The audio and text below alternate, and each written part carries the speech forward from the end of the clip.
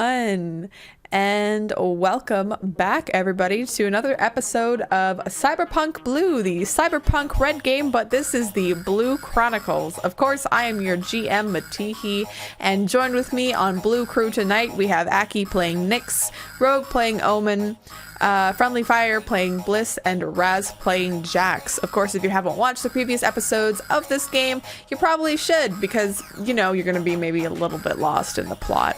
But whatever. That's perfectly okay. We're of course using the Cyberpunk Red rule set by Artel Surian. You can find it on DriveThruRPG and other places that I don't bother to look. But let us get started with tonight's episode, which is called, of course, Phoned In. Today was a day filled with action. The crew started out with a check-in on Angel, only to find out that she is attempting to gain access to the Biotechnica campus at night. Nyx got chewed out by his boss before meeting up with the others, and he also got a new target for acquiring some tech for Red Queen. The team decided to take a few hours before dinner to hang out at Playland by the Sea. They played games, rode rides, got candy, puked it back up, did it all over again. All in all, they had a nice play day. It was the evening that was going to be a little tense. Blyss was to meet one of her ex-lovers, Jackie, at a quasi-upscale noodle joint called Wok On, stationed at the top of a large hotel in Little China. She had made the reservations for 2 tables, one being for her team and one being for her and Jackie. They would be seated kind of nearby in order to watch over the exchange, make sure things went down all right, as she exchanged the goods for information about another one of her exes, Nisa. So, as evening starts to draw closer, the time of the date, quote unquote, with Jackie draws nearer and nearer. You eventually arrive down at Little China to the hotel.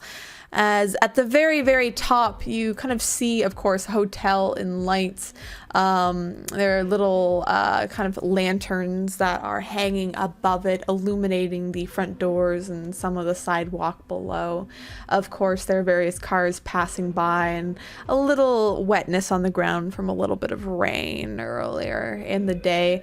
There's a fog that is slowly starting to settle between the various buildings of Night City as the day slowly begins to turn into night.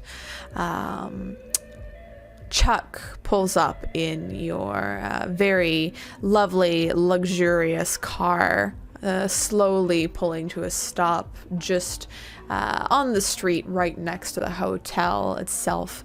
They put their arm around the passenger side seat and look around back to the group of you, having a bit of a smirk and saying, "All right, here's where I let you off.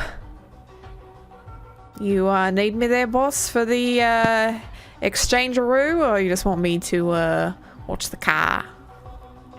I think we should be all right. He kind of looks to the others to assess. I think we're good. Perfect. Omen's gonna get out and light a cigarette. You step out into the night air. It's a little bit nippy today for a June day. There's a bit of a cold air running through between the tall buildings. It takes you a little bit to light your cigarette. It takes a couple tries, and finally the light burns on your lighter, illuminating the end of your cigarette as you take a deep inhale and exhale smoke into the air. That makes me want one for real. Sorry. He You goes taste over. Terry in your mouth. And, Is it a faux pas to go in there with armor? No, everyone's, the thing is, light armor jack, it's basically, you can make anything, I would say, into light armor jack. It could be like a vest, it could be a t-shirt, everything is Cowboy slightly hat, armored no matter what. Like, it's like fashion over function, so people who make various clothing and such, they always weave them with like not like the full Kevlar TM Kevlar, but like an off-brand Kevlar. So no matter what, you're armored up, so you can still look fabulous and fresh and still be safe from stray bullets. Cool, thank you. So Blyss steps out of the car and she sees Omen with a cigarette, and she fishes around in her purse and pulls out a cigarette as well, and leans in to get a light from Omen. She says, worst case scenario, the only thing that we're going to get out of tonight is some mediocre noodles.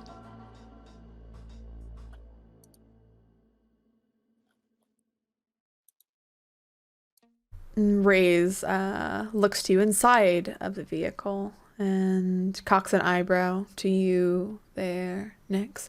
She says, do you need me on the inside, or am I good to hang out with Chuck in here? Oh wait, you didn't. Sorry, my apologies. This is still on Ray's birthday. Ray's isn't fucking with you. You did not. I was gonna say. Ray's. I was like, sorry. I mind. knew there was something. I was like, why do I feel like she's not supposed to be? Yeah, here? she ain't here. My bad. My bad. No, yeah, I was gonna say. My apologies. I'm mixed up on days. Yeah, that was a ghost. You think that she says that, but you realize that Ray's is not here. She still hasn't gotten back to you at all. No, yeah, it's her birthday. I mean, yeah. Chuck turns around. Yeah, I think then in that case, I think Chuck will be keeping the car ready like usual. Sounds good. I'm gonna roll. What is his? Oh, darn. I do think though, we got a pretty decent description of that weird dude that showed up at the night market, right? It was pretty good. Yeah, I would say. Yeah, so he's gonna send that over to Chuck, and through I forget if it's Chuck or Ray's that has the internal, but I mean he has like radio and shit anyway. So as they're kind of getting out, he kind of tell Chuck to the side. He'd probably get out and lean in the window. Make sure to keep an eye out for this individual, and he'll send the data over. Just watch the entrance in the area. It seems like they might have some kind of cyberware. Judging from the way they got the drop on Blyss, I don't know what they could have. Something stealth-based. It sounds like they're dangerous. Chuck shrugs a bit, smiles out of a corner of the mouth and says, doesn't everyone have a little bit of a cyberware in them nowadays? I mean, it's pretty rare for someone not to have it. Yeah, and Nyx kind of looks at the image kind of floating on his eye. I know, of course, but I mean, something unique. I've got a bad feeling about this one. Sure, no problem. I'll keep both eyes out for him if you'd like. Please do. Thank you. Got a boss. And they give you like a 2-finger salute. Yeah, Nyx will kind of half-heartedly return as he heads off to the others, yeah. You all head out of the car, and as the final door closes, the engine revs, and Chuck slowly takes off very carefully. He's a very experienced driver, so he, checks to see if anyone's coming, checks his blind spots, then he slowly pulls out and merges back into traffic. Doesn't crash immediately. No, nice. Chuck is great. So now you're all kind of standing at the base of these stairs. Omen, Blyss smoking, looking up towards the doors. You can hear idle chatter and, of course, as always, distant gunfire. It's a constant. Jax leans a little over Blyss and says, so if I understood you correctly, this person, Jackie, is in a position that we can't just take him out? Not yet, no. unfortunately. They got like, blackmail or something on you? Well, he says he has some information that I'm gonna want, but I haven't wanted anything from him in a long time. He's in tight with Night City PD, though. Oh. How powerful are they? Night City I would PD, ask. it depends. Like there's of course some heavier hitters, very similar to your friend. What was his name? Big J, I think. Let me Officer double check. Jacobs. Officer Jacobs, yeah, Oh, Officer yeah. Jacobs. There's some like big heavy hitters like him. There's some like piddly little cops and stuff who aren't as great, and there's some like full-on beat sticks that are in the NCPD. Some people, of course, like most people who are looking to get into policing, there's a lot of them who just want to beat people up. Yeah. But if he had somehow set up some sort of, I don't know, dead man's witch or backup or something at the NCPD, that could be a problem Mhm. for us later on if he were to just disappear. Potentially. Okay, cool. Jack says, well, I'll follow your lead. Well, hopefully he just comes and extorts me for these merchandise that he wants, and then he crawls back away to whatever storm drain he came out of.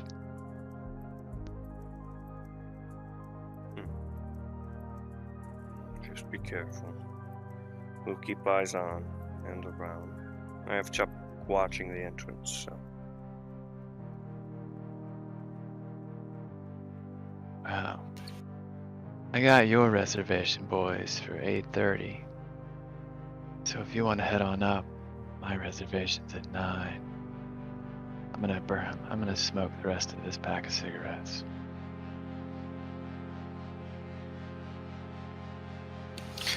Oh, I feel weird leaving you out here alone.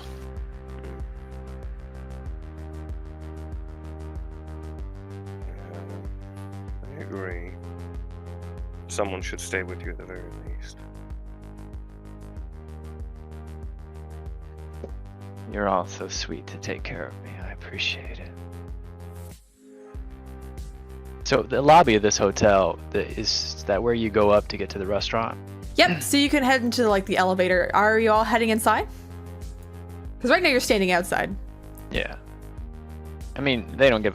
This isn't modern day California. You can just smoke No. wherever you want, right? Yeah, you can smoke everywhere. No one cares. You can buy new lungs. No one cares. Yeah. All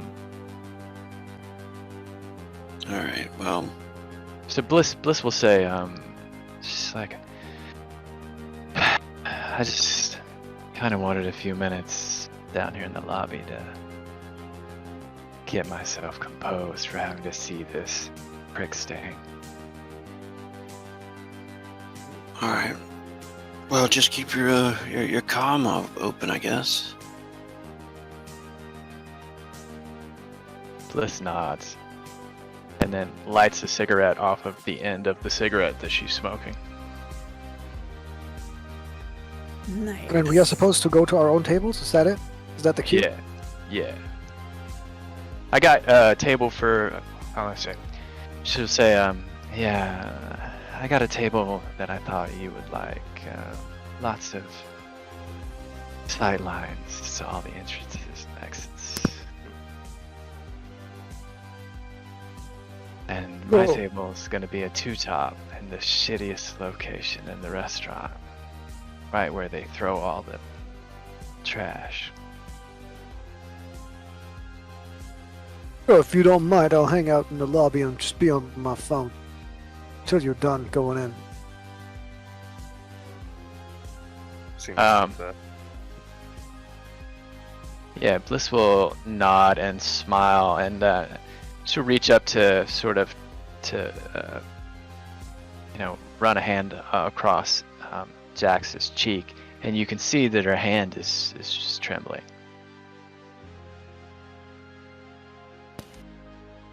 Omen heads in. Yeah. He grabs her hand with both of his to sort of steady it in between his like massive metal fingers. And says, "What's got you so upset? It's just a meat."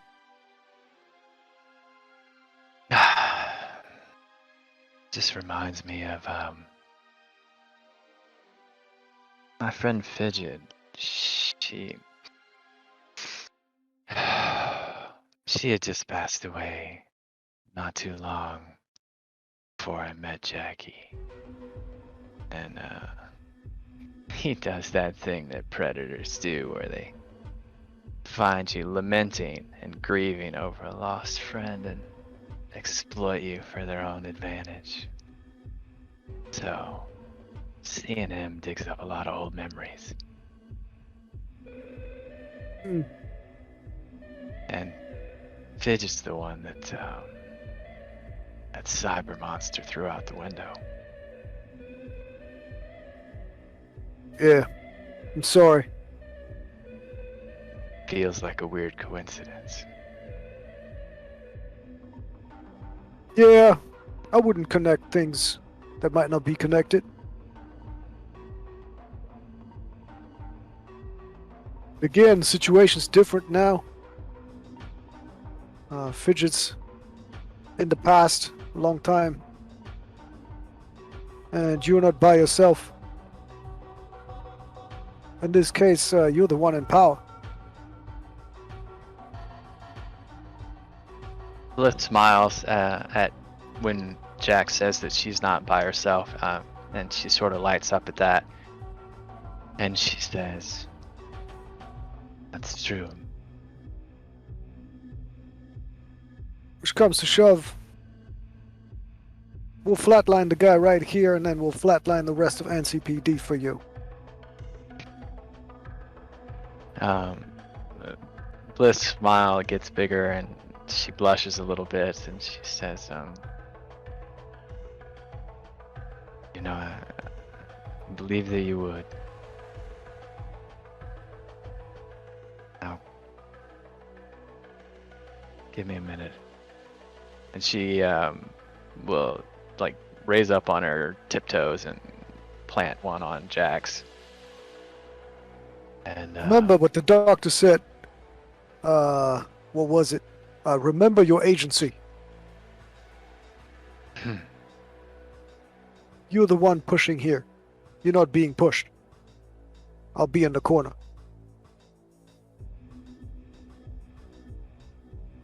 And as you discuss outside and start to head in, both Nyx and Omen, you venture inside first and start to head towards the elevator.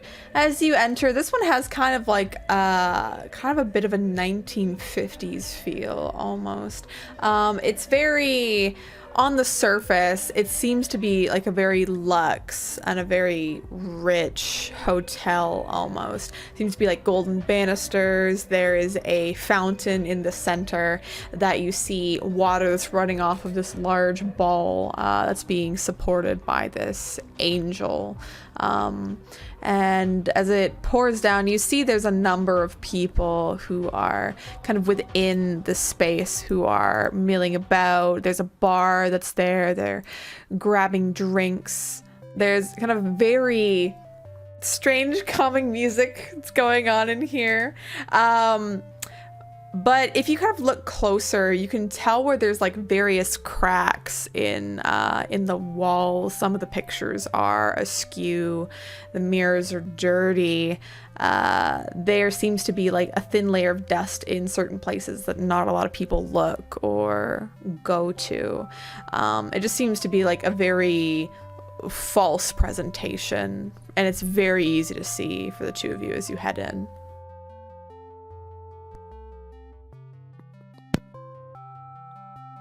Yeah, Nyx looks over the kind of place with a bit of a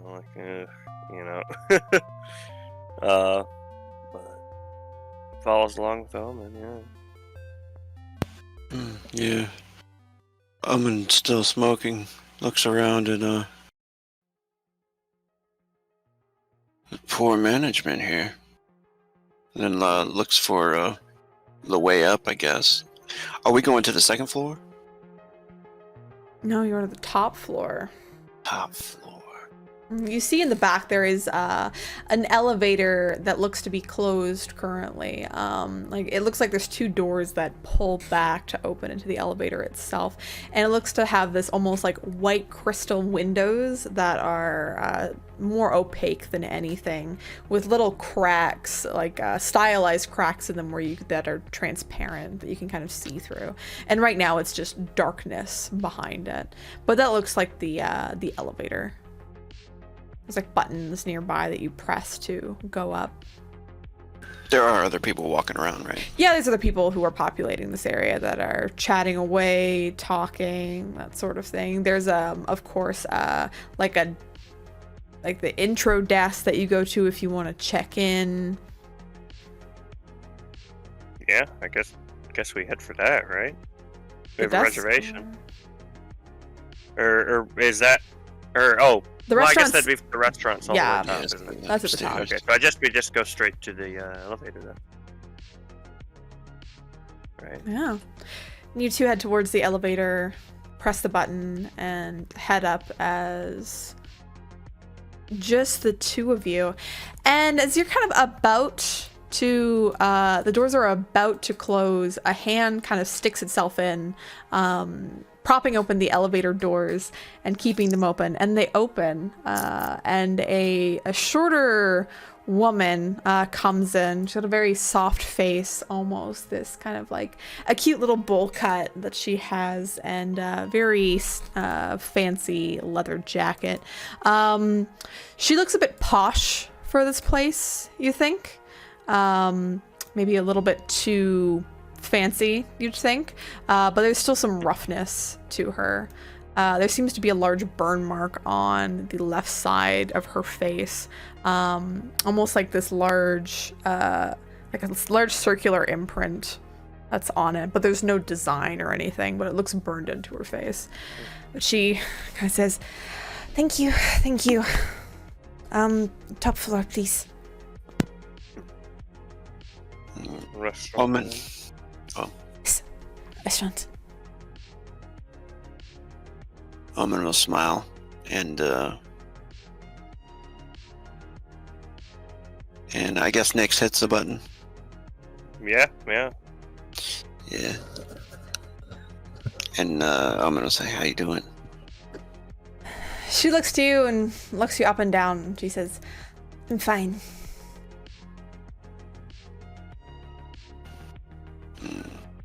I imagine Omen's probably standing behind her.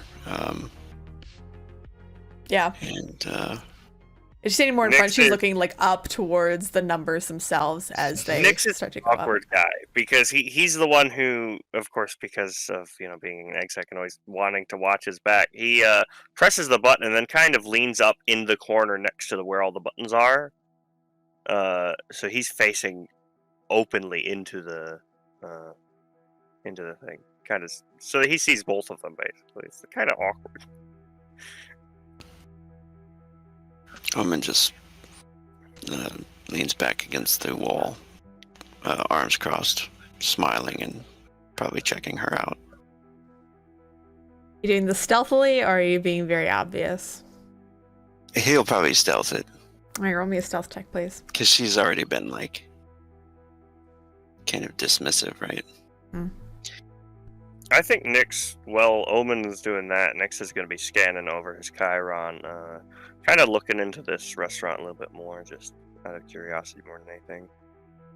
Yeah, so Huda, of course, gets back to you that it's usually a restaurant that's used a lot for usually handoffs, discussions, more shady kind of undertones of discussions in this place, as it's usually fairly loud. And it's fairly well known that this place itself is used for shadier deals. And Omen, as you're checking this woman out, she kind of leans herself up against the other corner. So you're leaning like, it's almost like a little triangle. So she's leaning in one corner, you're leaning in another, Nyx. And Omen, you're kind of looking her up and down. And as you're like looking down at her and then you look back up, you catch her eyes and she's like glaring daggers at you.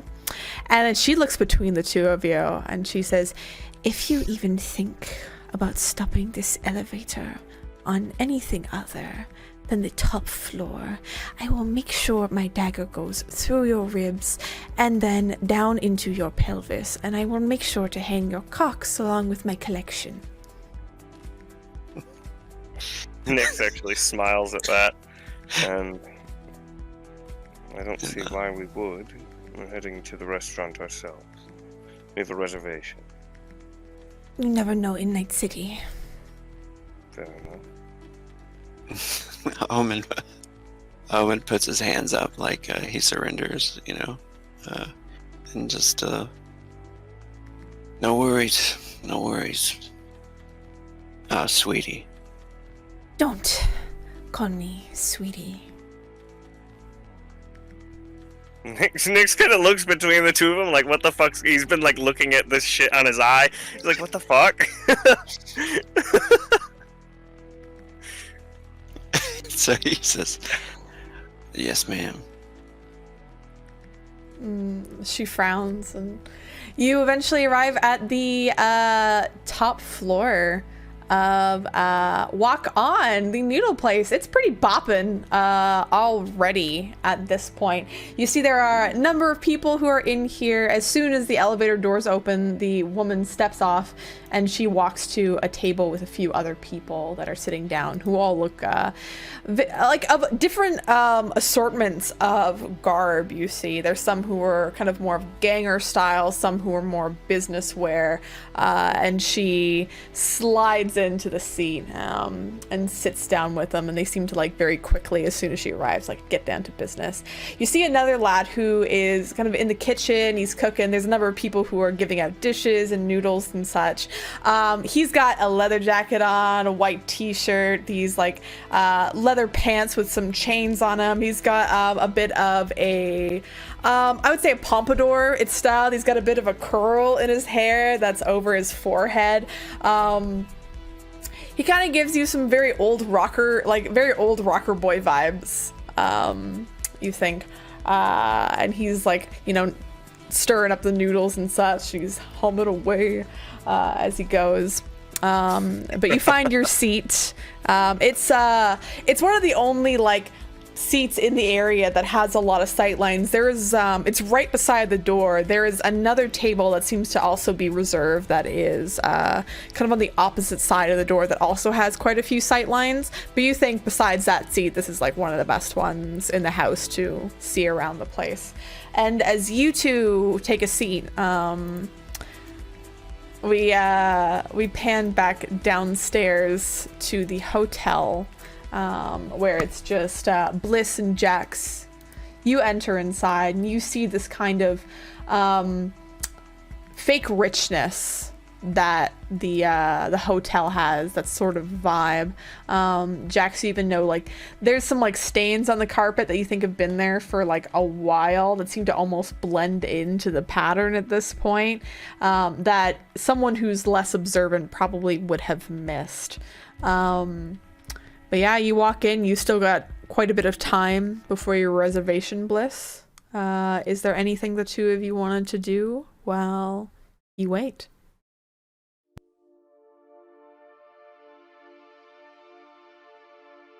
So Blyss is gonna be getting her. She's gonna take a seat somewhere and pull out her agent and sort of flip through, anything that's happened in the fashion wear scream sheets in the last 72 hours or so. Like a particular style of EMP threading that's really hot right now, or light tattoos that are particularly in vogue, or if any of the ultra preem galaxy smashing rocker boys have done something new, if BTS 2050 is popping off with something or whatever. So she's gonna do that, and this is sort of her zen ritual of just looking at fashion wear and just trying to relax. And then through that process, she's also going to tailor her Kim's skin to give her sort of a deep purple cast to her skin. She's gonna do hair to match.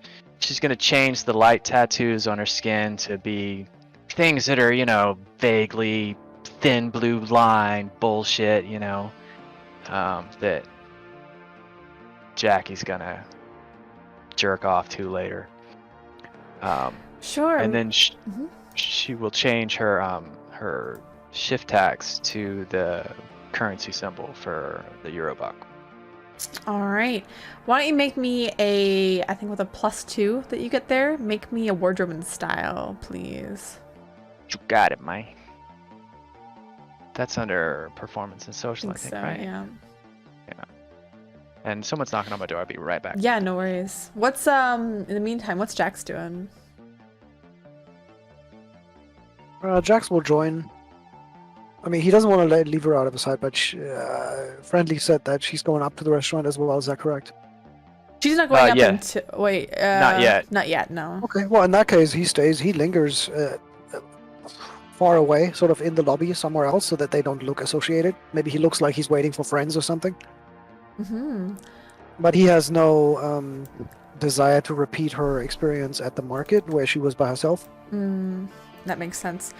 Yeah. And so he pretends he's just on his phone. Maybe his leg, one of his legs, his feet up against the wall, sort of casually leaning back against the wall on his phone. Make me an looking acting like check. maybe he's texting people. Mm-hmm. Yeah, make me an acting check to see if you can like blend in and you don't look obvious like you're. Oh, easy peasy. Watch this. Ooh, double. That's Oh, good. Damn. That's Well, dang. really good Okay, that roll. actually worked. Yeah, that's really Nice. good. Let's see. Bop bop. Being on the phone's not that difficult, fortunately. Luckily, it's not. Ooh. Perfect. So, I would say Blyss, like you're kind of designing your your hair, changing some of your light tattoos and such. And Eminem, of course, pops up, your lovely helper, and they say, it seems that quite a few people in June are staying inside and indoors. One of the hottest fashion trends, it seems to be, is the onesie. It is a throwback from the 2020s. And like a bunch of onesie pictures pop up on your agent. Yeah, so she'll sort of go down the 2045 equivalent of the TikTok hole looking at onesies and stuff like that. And that will help her take her mind off the fact that she really wants to be doing some Smash right now. And she is biting her lip, trying not to. I gotta double check something. Where? Oh, there it is.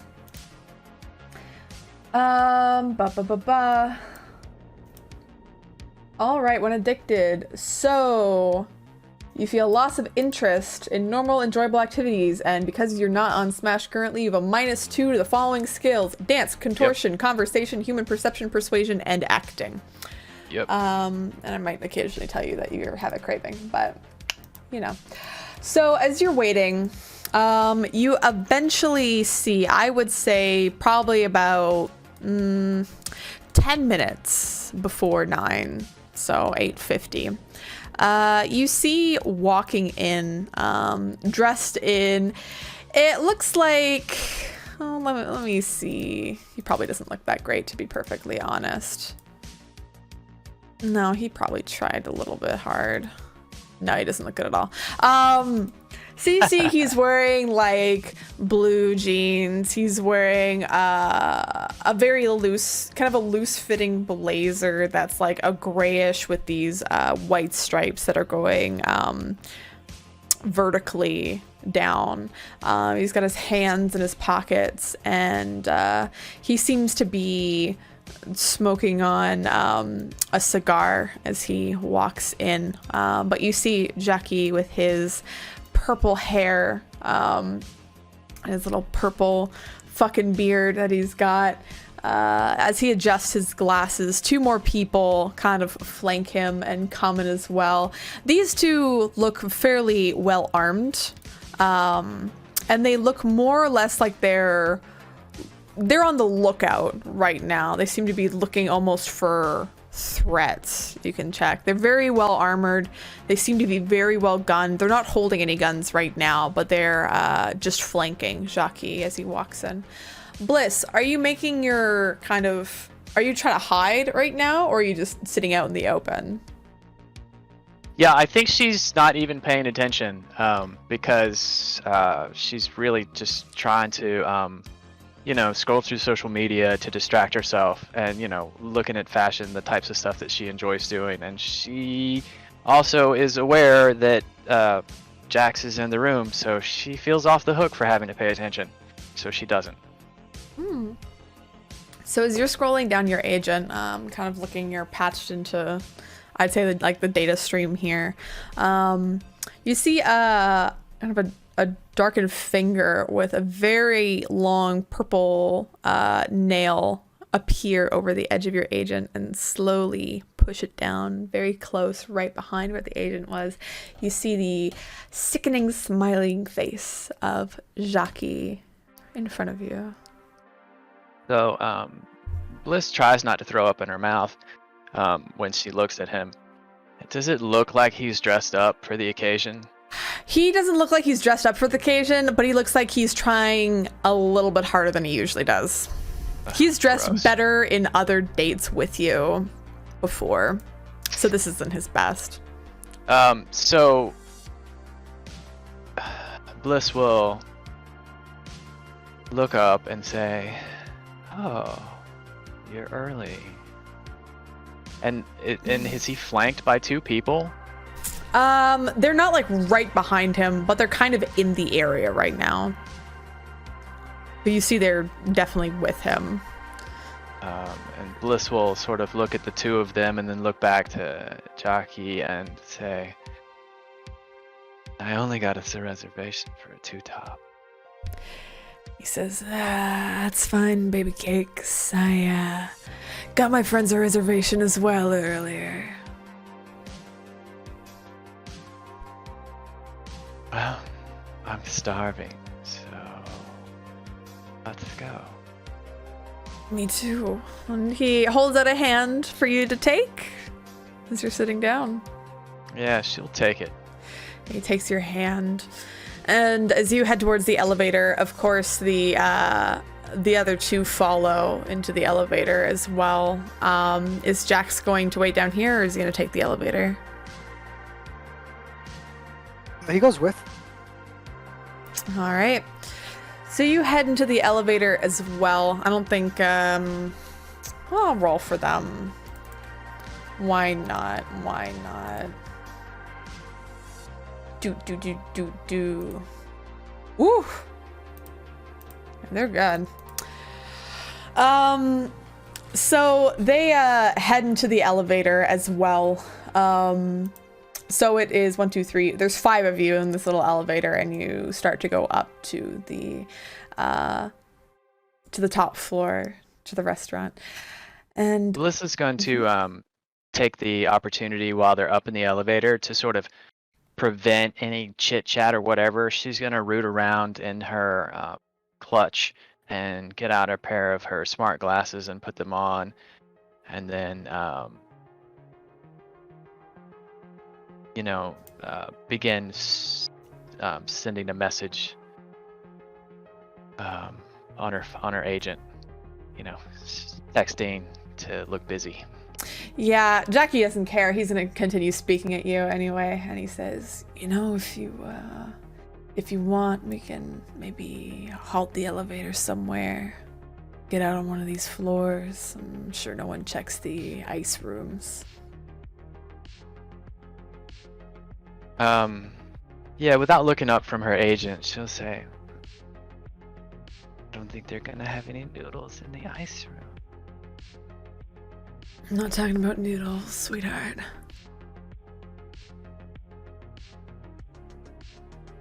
Wow, I'm hungry. I am talking about noodles. He kind of grunts and says, I guess you're all just business now then. Hmm? You look like you're all business now anyway. Much less fun. She will, at that, she will look up and look over at him and say, I was never fun. Oh, you were plenty fun before now, baby. Now you're kind of a stick in the mud, it seems.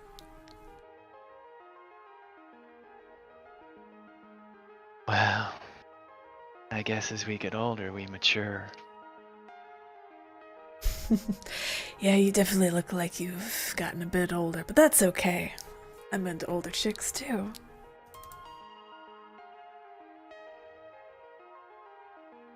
And she will, a quirk of one corner of her lips up into a sort of half crooked smile, and she will say, as charming as ever. You know it. And the elevator dings. You arrive at the top floor to walk on. At this point, it's gotten a little bit busier in here. I will say during that half an hour, I don't know, because Omen and Nyx were alone for a while. Were you guys sitting in awkward silence? No. Nyx actually did want to ask. Yeah. So we'll pan back like a little bit right before they start coming up.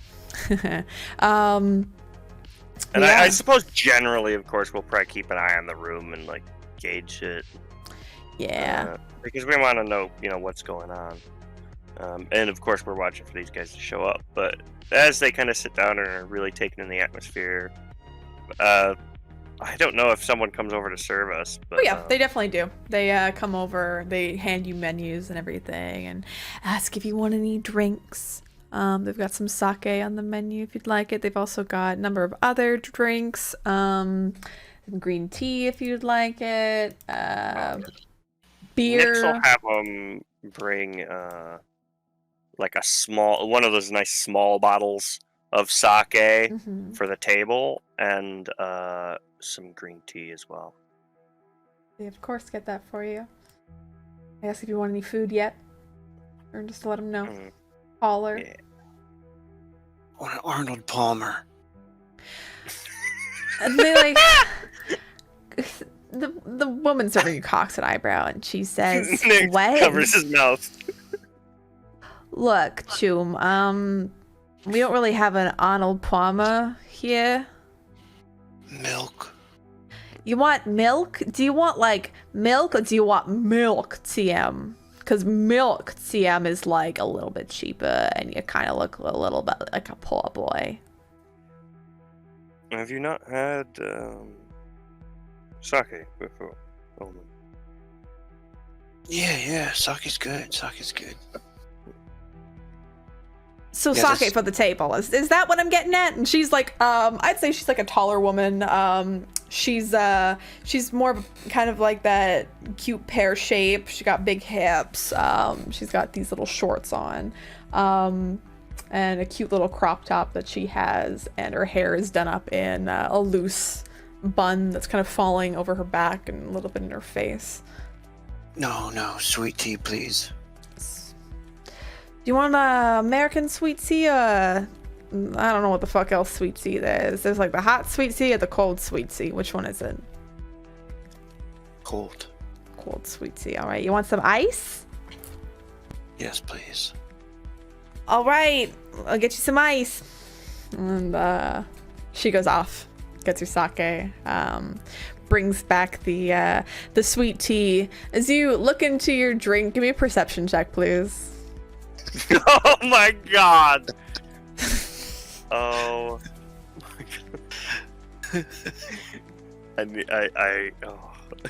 I cannot wait to see this roll. You can't fuck with servers at all.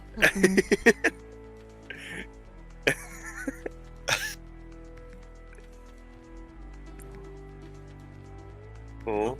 I rolled it twice. So 13. All right. So you're about like halfway through the sweet tea as you're drinking it. Then you finally notice that like a couple of the ice cubes have little bugs that are frozen in it. Oh, that's clever. Oh, you just set them aside for the people that. Oh my god, Itty bitty gnats. that's horrible. Yeah, he looks at it and he frowns and he puts it back on the table. You push it back on the table, and yeah, go ahead. Nick is sipping at a little bit of sake as he watches this. Well, there's a pot of tea and sake if you don't like the. What is it you ordered? Sweet tea.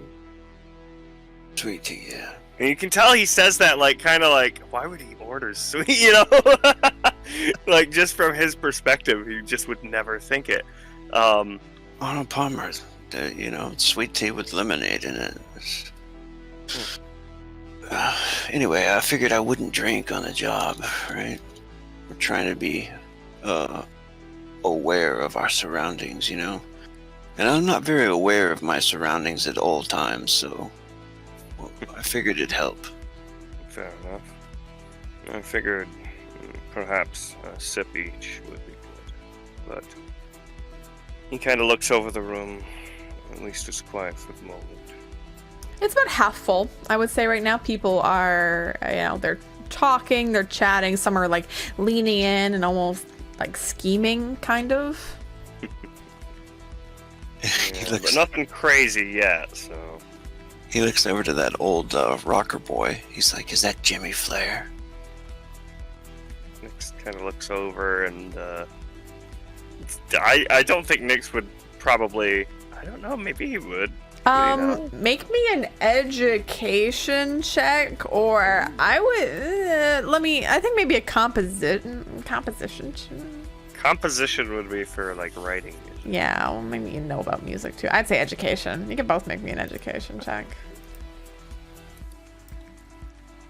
Yeah, Nix is pretty well educated. Oh yeah, he's still pretty hurt, so he needed that sake. So that's Nix, probably part of why he's like super down for it. Yeah, he Nix, probably usually wouldn't. You see this, you see the guy, and you see what he's wearing, like this like leather jacket. You're kind of getting this like, almost these like kind of, it's like very mid-90s style. You see kind of this almost greaser look that he's got to it. You think it might have something to do with some sort of like legendary rocker boy. Like, you think so, potentially. Omen, you think he just looks like a greasy little baby, so. But he's working with hot noodles, so he might be covered in oil. He's a greased up hot boy. Yeah, Nix kind of looks the guy over. Seems familiar. I'm sure I've seen some old movies, but I don't think it's him necessarily. Got that style though. Some wannabe. But I wanted to ask you: have you ever end up looking into Napoleon's cod piece?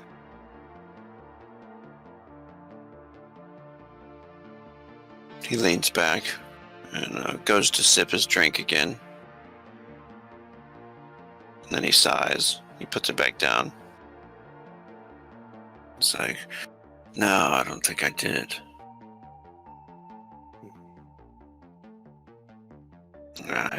I think we just forgot about him for a while. Fair enough. It's been busy. And we've been making quite a bit of money as well, so it's easy to forget the negatives. Yeah. I figured you might want to go after them at some point. I just wanted to say, if you need myself, Chuck, or Raise for anything, just let me know. I imagine help with the information gathering. We probably should go after him, I guess. Just the last one. Crap, what was the name of that band, the gang we hit last time? Oh, the Inquisition? The Inquisitors? Wait, No. no, you weren't in that You mean one. the Piranhas? Piranhas. Oh, sorry. Yeah. The ones that were with them, yeah. That last one put a bad taste in my mouth, the piranhas. The whole eye for an eye thing. It just seems like we'll keep going around in circles and fighting each other. Yeah, No Nick's end. kind of leans back against the wooden chair a little bit as it creaks a little bit. He's kind of seated, so he's kind of leaned against the wall too, kind of. And as he looks out over the room, and takes a sip of the sake. You can tell he's very much got that like 1,000-mile stare, kind of as he's thinking about what happened last time. I think you're right. In a sense, it's hard not to want to go. And kind of grits his teeth a bit. Well, I warned them; they should have known better. So of course I want to. But I know what you mean. Perhaps it is best, I don't know. What's going on with you? And he looks at you kind of suspiciously. He kind of turns and like, me? Oh. You growing a conscience? He kind of puts up a half smile, and it's still not clear whether it's one of those real ones that shows up now and again or not.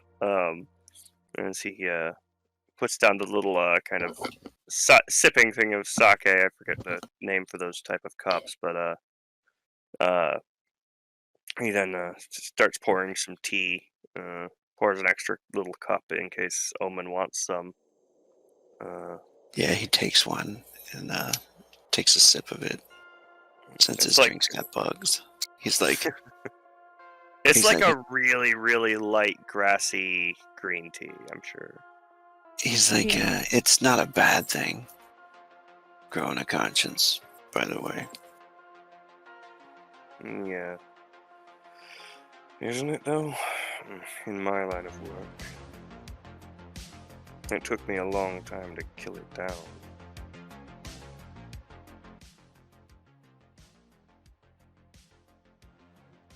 Well, here's to being human. Cheers, I guess. Clinks the little teacup and sips it down. I would say at this point, that's when Blyss, Jax, Jackie, and his little goon squad, they come up out of the elevator. And as it opens, Jax, you see there's like a little hallway that leads into the restaurant itself. And as you step inside, you see that like it's a bit hot in here because of all the food and stuff. There is some windows that are there, but they're very small. You see Nyx and Omen, they're clinking glasses with each other. And as you step inside, the two who are flanking Jackie, they seem to slip into the seats that are opposite the group of you. And they sit down. I'll join Omen and Nyx and sit down. Yeah. Nyx is definitely gonna kind of continue idly conversing with Omen, like half. Like it's clear he's not really paying attention to the conversation as they walk in.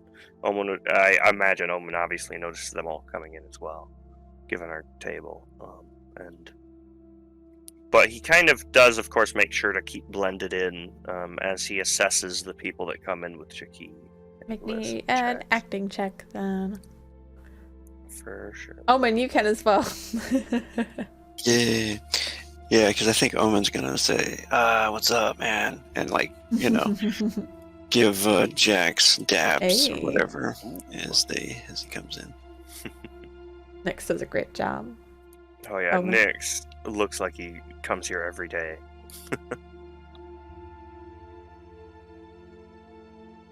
Omen, you stick out like a sore thumb, baby. Okay, beautiful. They're gonna be wondering, why is this weird motherfucker here with this regular? Why is Omen here with these chuckle fucks? All right. So Omen, you're doing an absolute shit job at blending in. Jax, you take a seat with them, and as Blyss, you're walking with Jackie to your table. He like stops. It's a little bit of a double take and like looks back at the table where you're sitting at, Omen, and he gives a bit of a wave to you. He's like, "Hey, are you Omen?" I look over at him. Omen looks over. He's like, "Yeah, what's up?" It's like, "Yeah, man, it's cool to see you in a place like this. I mean, I'm a pretty big guy myself, so it's nice to meet other big guys in the city." Fuck yeah. This place ain't so bad. The service, I don't know about the service though. It's fine. You get to know him occasionally. And then he slides an arm around your waist, Blyss, and he's like, "Come on, let's go sit down." Yeah, so Blyss will allow herself to be maneuvered to the table that she got the reservation for. Because remember, I specifically requested the shittiest table in the place that's always going to get the bad smell coming off the grill. Like, it's I would just say horrible. it's literally like right in this area, like right near the front. So it's like you hear the clattering of tongs going off. You hear the guy in the kitchen. He is like, humming to himself and bipping and booping. Singing some like old songs and whatnot. There's some other people, like there's some larger men who are sitting at this place. They seem to be drinking by themselves. One of them's like passed out in his noodles, snoring. The other ones, they kind of stink. They seem to be regulars and they're here all the time. They're just really gross. And you have a nice table wedged in between them all. Perfect. Jackie, as he sits down, he kind of looks around. He says, "Your decision-making skills are still pretty piss poor." At that, Blyss will laugh out loud at that, and she just look at him like, you realize you're talking about yourself, right? But if it goes over his head, so be it. It does. So is any of the staff still? Because Blyss, used to come here quite a bit. So is any of the staff here people that she would have recognized or that still work here? Yeah, the cook. The cook you recognize. His name is King. He calls everyone Lil Mama. Usually if they're more feminine presenting. No matter what. But yeah, you see him and he pops his head. He's kind of sweating a bit. You see some of the curls are kind of coming a bit loose on his pompadour, and he says, "Hey, little mama, how's it going?" Blyss will smile. And does he speak? Is he Chinese? Does he speak Mandarin? I would say, you know what? Yeah, he is. He likes taking on that kind of record boy aesthetic, but yeah, he is. Okay, so she'll say, "Ni hao ma, how's your bujin?" And So, whatever how that you is doing? in Long time no see. Yeah, and Yeah. he will start talking to you in Chinese to be like, "Oh yeah, it's going pretty well. Like everything, it's really busy in here and everything's going great." Like he is just chatting your ear off, and Jackie kind of rolls his eyes and then he snaps his fingers at the guy and he's just like, "Hey, can we get some noodles here, please?" And he orders for you, Blyss. He doesn't even let you order for yourself. He orders for you. Something that you don't like too. Yeah, and Blyss will, after he orders for me, then Blyss will say, 我们想要十瓶酒. So she orders the most expensive alcohol that they have. Perfect. And he said, yeah, of course. Taiguela. back and forth in Chinese. He says, "You got it, little mama." And he goes and he starts making the food. He actually makes, instead of getting the thing that Jacques is ordering for you, he makes the thing that you like. Yeah, but love he this like guy. he like disguises So it good. as the thing that Jacques ordered for you, So so it great. tastes the same. Yeah, he's a blessing. King is he's an absolute king. He is the best. And Jackie kind of leans over to you. Your drinks come out, the expensive stuff, and he like seems like, you know, he raises an eyebrow at that and looks up to you and he says, "So you got the stuff there, baby?" And at that point, Blyss will get very serious, and she will say, "Unlike present company, I would not string you along for nothing. Of course, we made an agreement. We had a deal. I have what you want." Good. And I have what you want. He pulls it from his pocket. You see, he pulls out a disposable cell phone. And he kind of slides it over to you. But he has his hand still on it. And he says, "It's a good thing you finally met with me today, else the window was going to unfortunately close. You see, through some back channels, I ended up getting in contact with Nisa. They seem to want to desperately talk to you, and we're going to go through any means to be able to do it. So, on this phone here, they are going to call tomorrow, 5 p.m. sharp. It seems they somehow have access to some communications, but this will be the only one.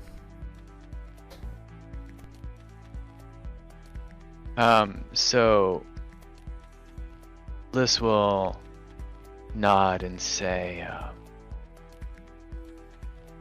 "I'll be sure that I'm there. I won't miss it." Good. Now he still keeps his hand on it, making sure not to take it off. He says, "So you got what I asked for in exchange?" I do, as I said. And she will reach into her. So, correct me if I'm remembering this wrong, but you said this crab rave, it came in strips of like 8 tabs on a strip, right? Yeah, like kind of like a gum packet almost. Yeah. So I think if it's cool, she would have put them, like wrapped them up in like, you know, like tissue paper, just so that it looks like, and tied it with like a little ribbon, just so it looks, you know, like a you know, fancy soap or whatever that you tie up in gift wrap that you're gonna give to someone at a party that you don't know or like. And just so it doesn't look like I'm fucking dropping 2 bricks of drugs on the table. Yeah. So you kind of slip it over the table. And he says, "I know I only asked for this much, but is there any way eventually I could get more? I mean, I'd pay you for it, either in eddies or dick, whatever you prefer." Blyss will say,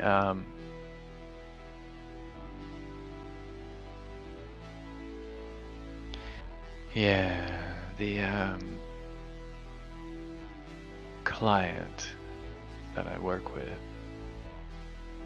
is having production issues. So, yes, can probably get you more, but it's going to be expensive. And he doesn't care about your dick, so it's definitely gonna have to be Eddie's. Shame. Well, for a price, what would it be to put me in touch with him?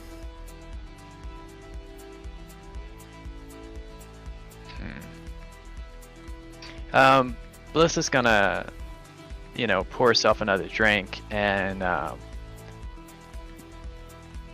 as she's taking a sip, she will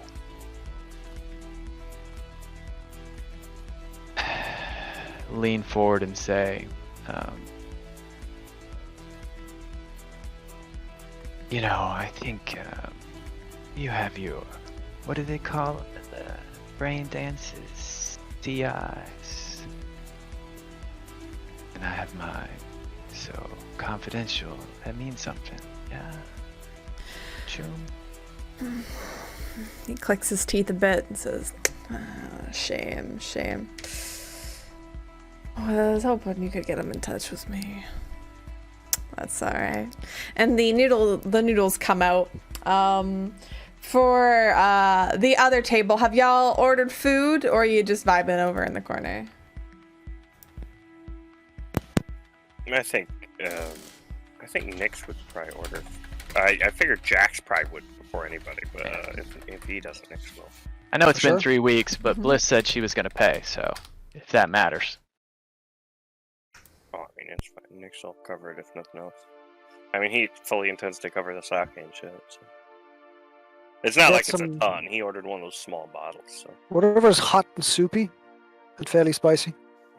Sure. You can totally order that. And then he quietly, as he looks over the ice cubes in the tea. For Omen, he says quietly to Omen, says, "Hot food, hot drinks make for a much better offensive weapon."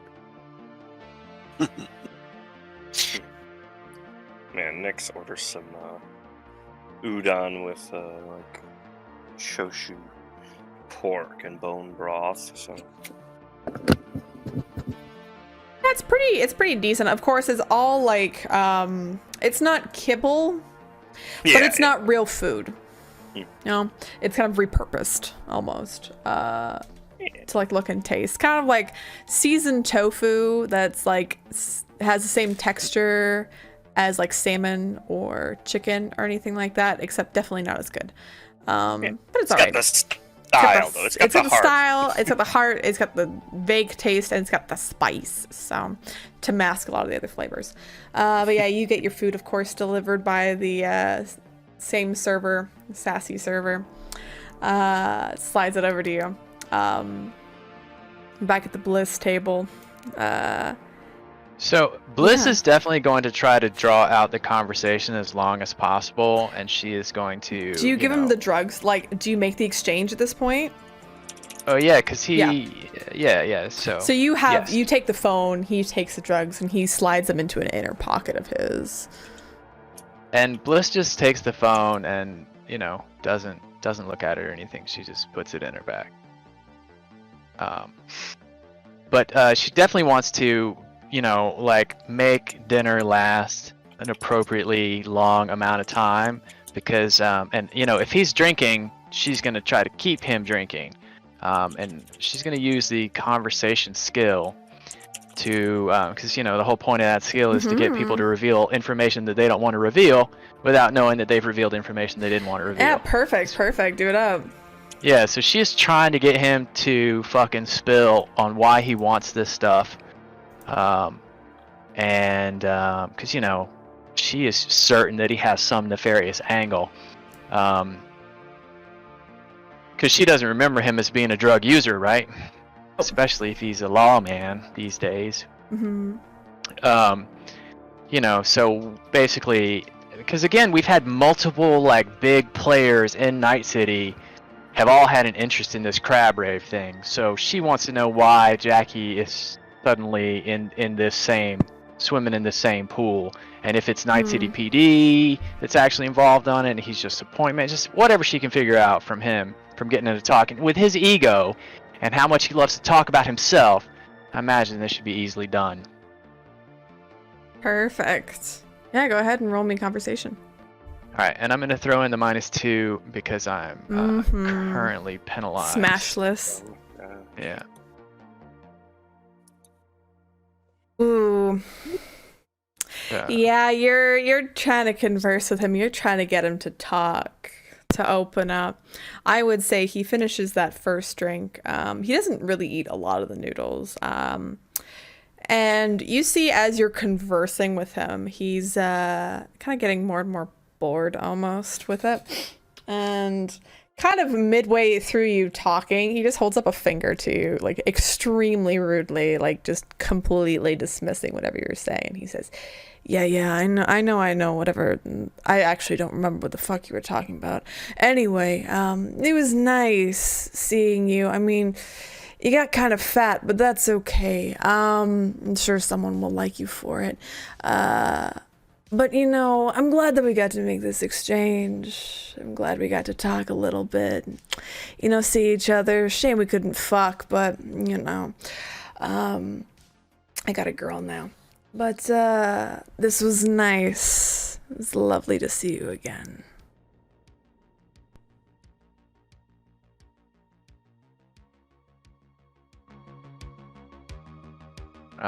So Blyss will just light a cigarette.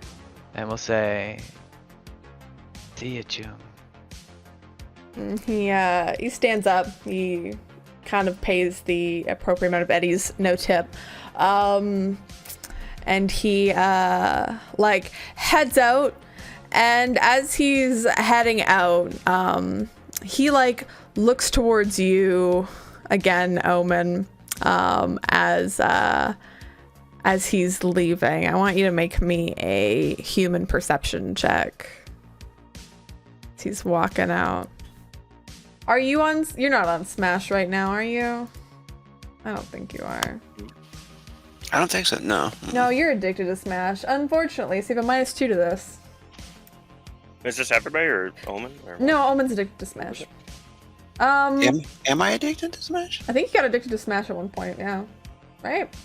No, Two of you are that. addicted to Smash. Wait. No, I think I made my check. Did you? Okay. Yeah, I don't think Omen ended up addicted to Smash. Did he?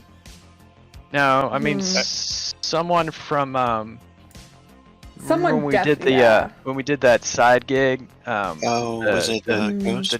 The chick that we were. It might be her. Yeah, it might be her. Okay, so yeah, Omen, you like he makes eye contact with you as you're heading out, and he seems to kind of smile in like recognition of knowing who you are as Omen, and him and his little backup thugs head towards the elevator and they head down. All right.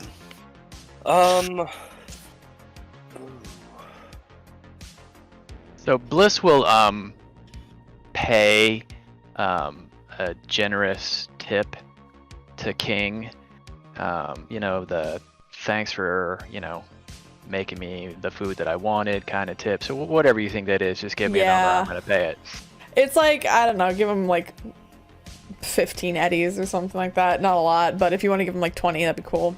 He'd be really happy with that. I was thinking 50, so I'm gonna do give him 50. 50. He's real happy with that. He's like, hey, thanks, little mama. Hope to see you soon. Can like beer ends. Can Omen just say later, man, or later, Choom, or something like that when he walks by? You say later. He just gives you like a little up, like a up head nod towards you. He doesn't say anything though. And then the Omen, after they leave or go to the elevator, Omen looks to the other guys. Yeah, I guess we're friends now. That's fine. Could shove him in the back instead of in the face. Question: Would Blyss have had radio open for that, so that we would have been able to hear, or? Yeah, probably not. No. Okay, cool. She doesn't want to give him any reason to twitch. Still wouldn't want to leave. Yeah, because I was trying to gauge whether or not Nix would realize like what a fucking complete jackass he was being. I meant we saw some of the behavior. I mean, from across the room, but still. Unless I should make a lip reading roll to have How many guys was I he mean, with? if you want to. There was 2 other people with him. I would love to.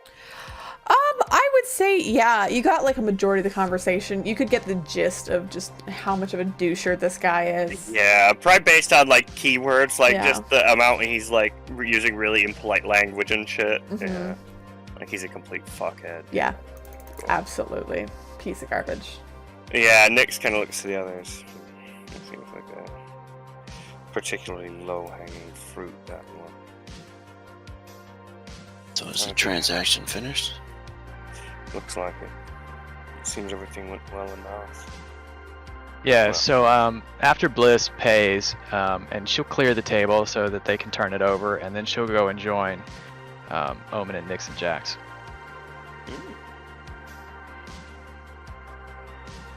You slide good. over How to did the that- others. What's up, Oh. girl? What's your name? Oh, you know what? She'll bring whatever's left of that expensive bottle that What's-His-Face had to pay for. Mhm. Nice. And he'll say,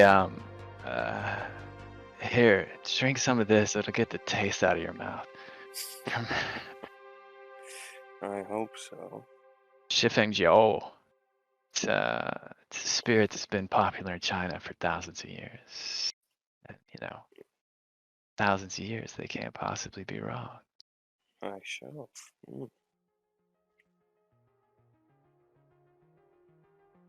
Well, So, is everything okay? What's up with Dick Face? Blyss will, make an exhausted expression and say, he is just the worst piece of human excrement that I've had to deal with in a long did he time. order for you? Yeah, he told me I was fat too, and old. Like, with moves like that, it's a wonder why he's single.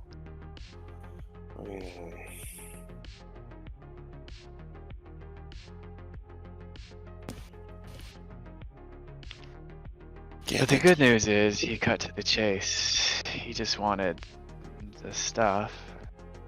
He wanted to know if I could tell him who the manufacturer was so that he could cut me out next time. Go straight to the source. So, what I was thinking is we talk to Wakako and let her know that she might have a buyer if she can stomach him.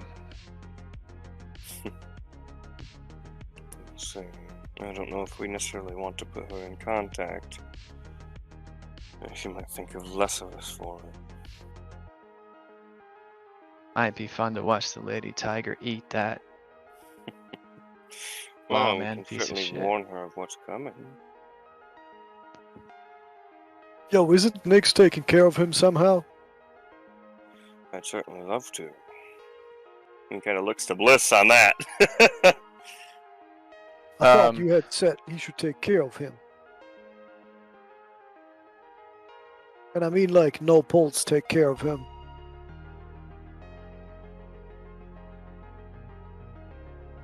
If he becomes Wakako's best customer, that might put a crimp in that plan. Yeah, Nick's just watching Bliss's reaction. I mean, yeah. Does he have Uh, anything else on you? Blyss will say,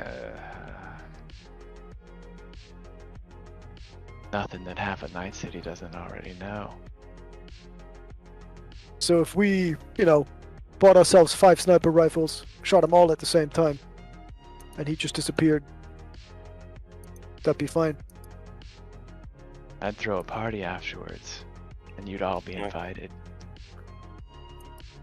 I could probably pull enough strings to make sure it won't be investigated too thoroughly. So,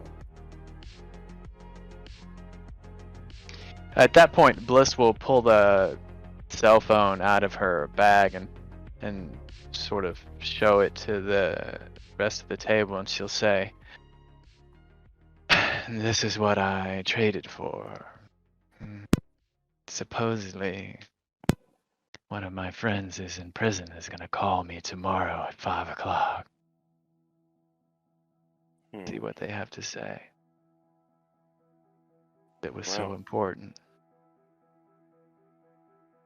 I guess we'll know what we're doing tomorrow then. Did you search that thing for? Yeah, I've used the box scanner.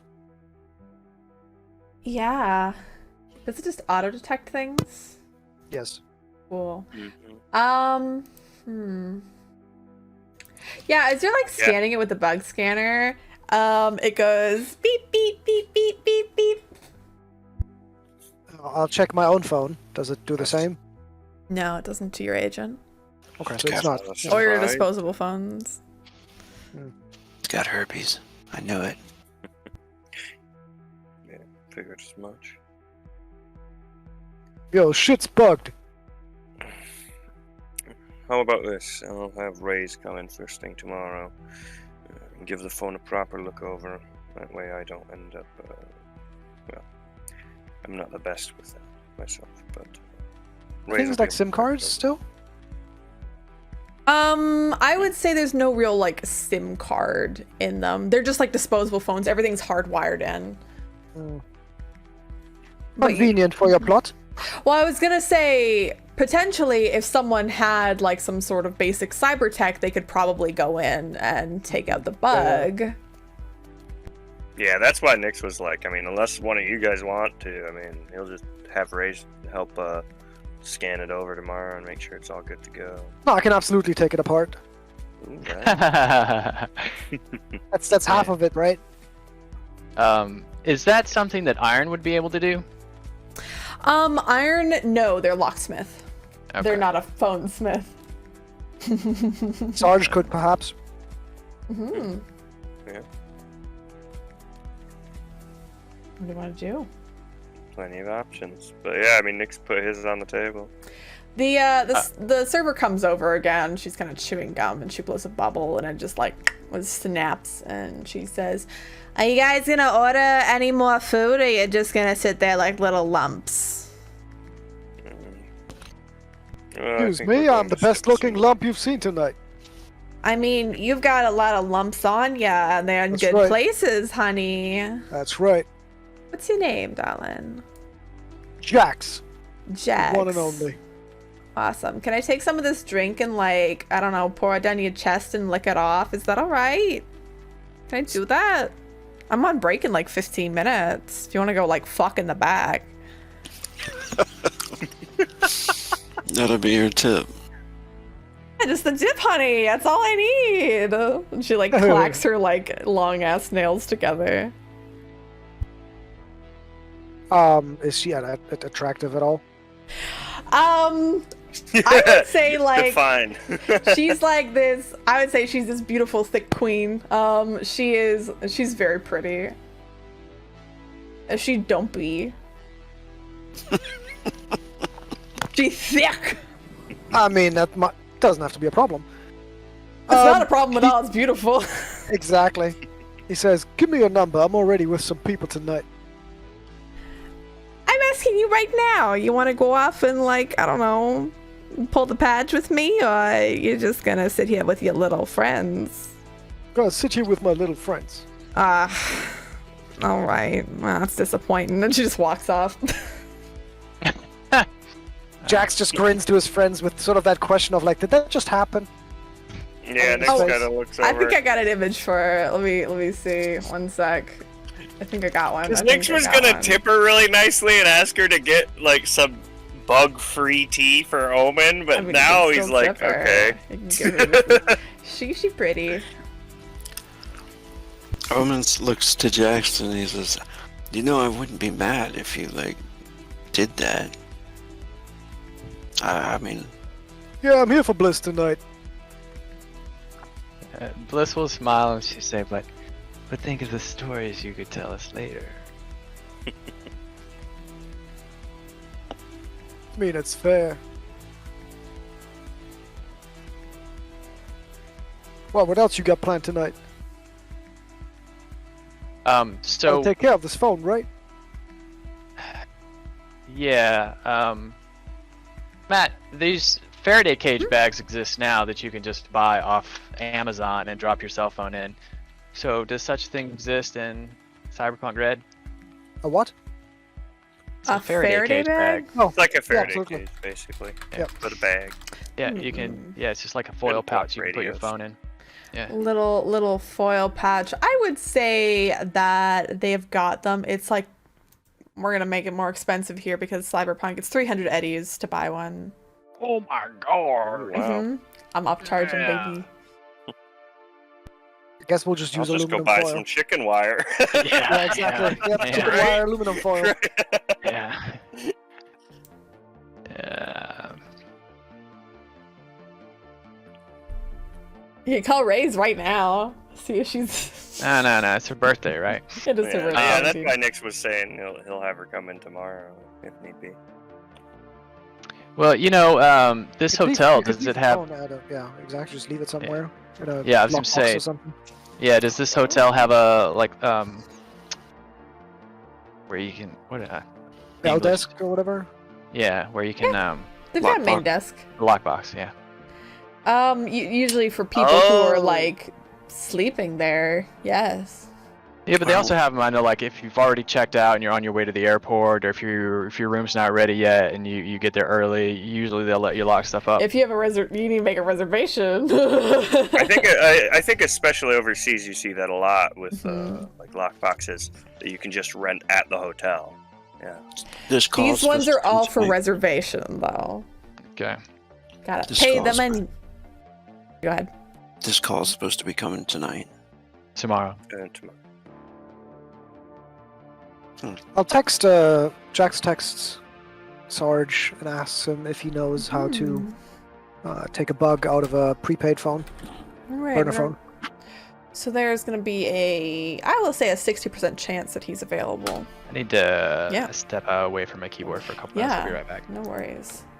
So yeah, you give a text to. Let me find Sarge. There's our boy. You text Sarge, and he immediately calls you back. Do you pick up? Oh.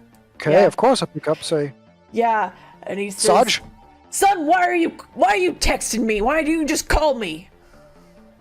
Didn't want to be rude. I'm in a restaurant, Sarge. So, I don't like texting that much. Apologies. Can you take Can you do the thing I texted you about? Can I? You mean will I? And the answer is yes.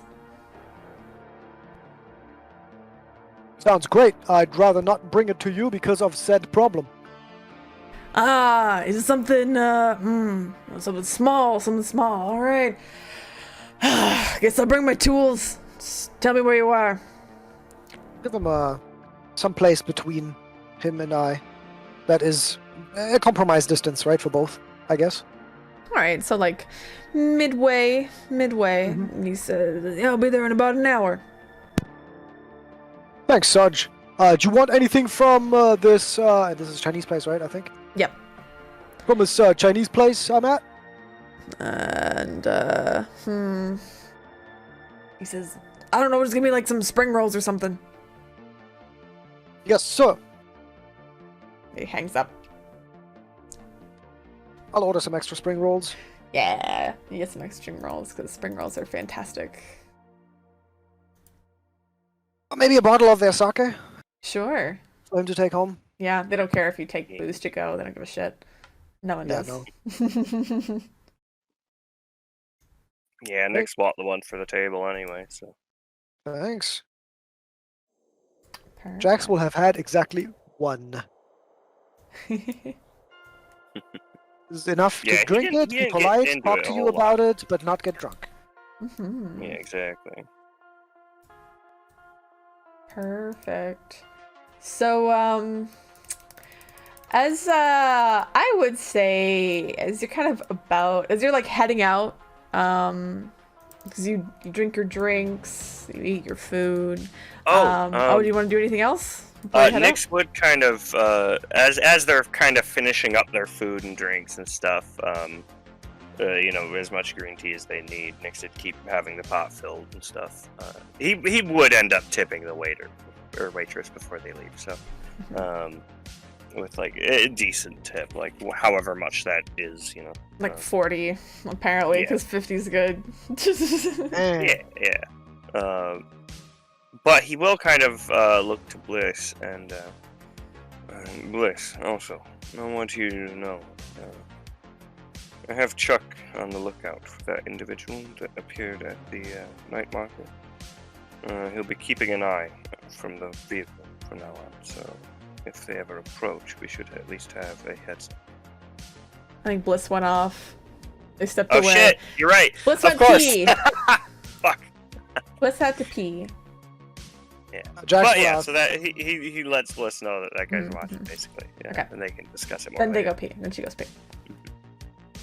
Yo, Nix, can we use Chuck to go to this? And he texts him the address to this address to take care of the problem with the phone. Don't see why we wouldn't.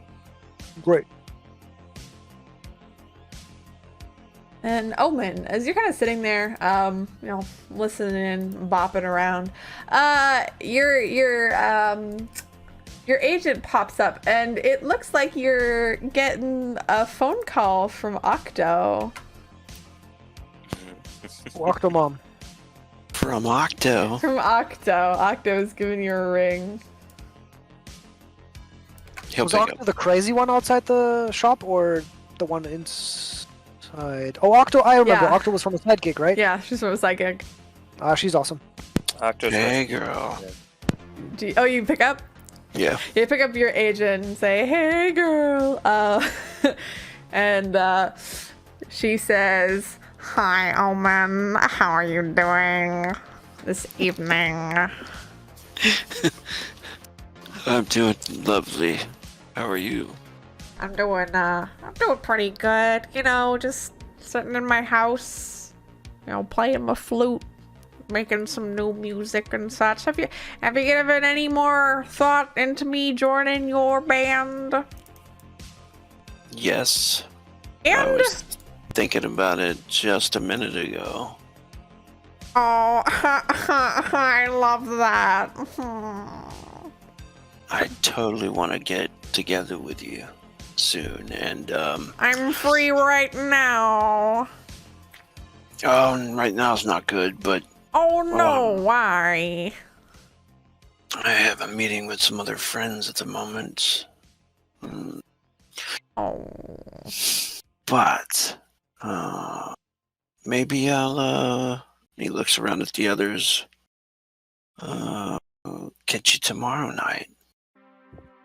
let me see if she's available tomorrow night. It's 50% chance. She says, "I'm very much available tomorrow night. For you, of course." Ha ha ha ha. Excellent. You got to bring your flute. And you bring your penis. Ha. I'll definitely bring that. God. And she hangs up the phone. He laughs and Fuck. hangs up and shakes his head. I just imagine because he's got the what's it called again? The He's got Mr. Stud. yeah, the stud. Just imagine forgetting your penis and like getting there and then I like put being in all the set to go and then dishwasher. realizing, oh no. The last gunfight we got into. Don't let them get you. They're gonna take your dick. It was so good. Take my dick. Yeah, so, oh, sorry, go ahead. Yeah. So he hangs up and he's like, "I gotta see if that girl's gonna hook up with my guitarist or not. He's kind of lonely. I was thinking about, hooking him up or something. Who? You remember that nerd girl? And he'll show the picture on his phone. Of Octo? Yeah. Oh yeah, Oh, she's yeah. good looking. Sounds a little weird though. Yeah, she's got like a voice problem. Yeah, Nick's kind of raised an eyebrow. I thought you were with it. Yeah, but he's lonely. My guitarist. And he's all like grumpy all the time. I think he needs a good flute player.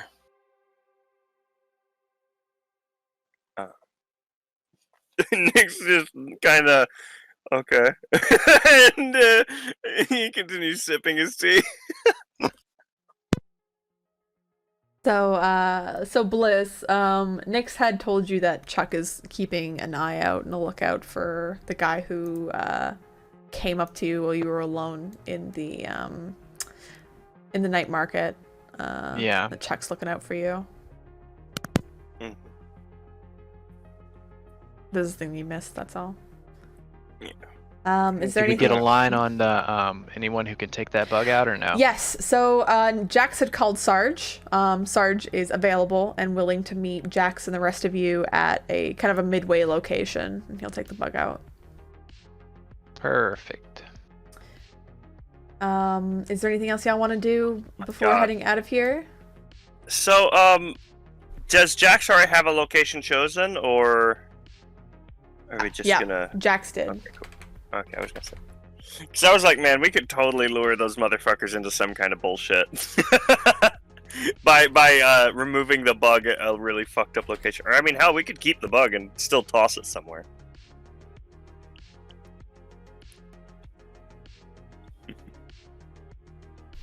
So finally, before you all head out, the server comes back and kind of puts the bill on your table and looks up to you, Jax, and she's like, last chance, you know, I'm literally about to go on break. I'd love to. But I gotta be someplace in 45 minutes. And it's far. All right. Well, if you ever need me... You are hot as hell, though. I know. My name's Sadie. Well, the food was good, so I'll be back. Probably for you, and then the food. Cool. I mean, you know, sometimes if the customers are cute enough, I just have them, like, eat me out on one of these tables. Just don't tell the boss. Yeah. She, you give her money, and she, gives you a little clacky wave with her nails, and she heads off.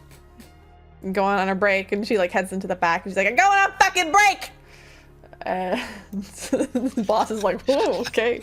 Alright, little mama. And she just leaves. She turns the corner and it takes like 3 more minutes for her ass to follow. This is my new favorite place. It's a great place. In Cyberpunk. Like, this is where Nyx is gonna eat now. he blended in because he's now actually going to be a regular. Blyss wouldn't lead you astray. No, it's a great place. So y'all begin to head out then? I guess. so. Yeah. So y'all head out, heading back down the elevator. And sorry, out of the lobby. Just for my own notes, what was the name of the place again? This is Wok On. Let me. Walk on. Wok On with an exclamation point. Amazing. I don't know how I forgot that.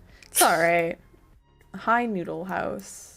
There you go. So when they get in the elevator, Blyss will send a message to everyone on their agent and say, the message will say, it's like a text message, it will say, since we're currently carrying a bugged device, let's not talk about anything that's, you know, we don't want the world to know.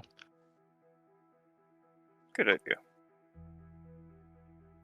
Although, are we able to tell if it's a tracking bug or a listening bug or anything like that? I'd say no, because it's literally just a bug detector, so it's like, it's detected, that's about it. Okay. And I just want to say 500 eddies well spent for the bug detector or whatever the fuck it's called. It was good.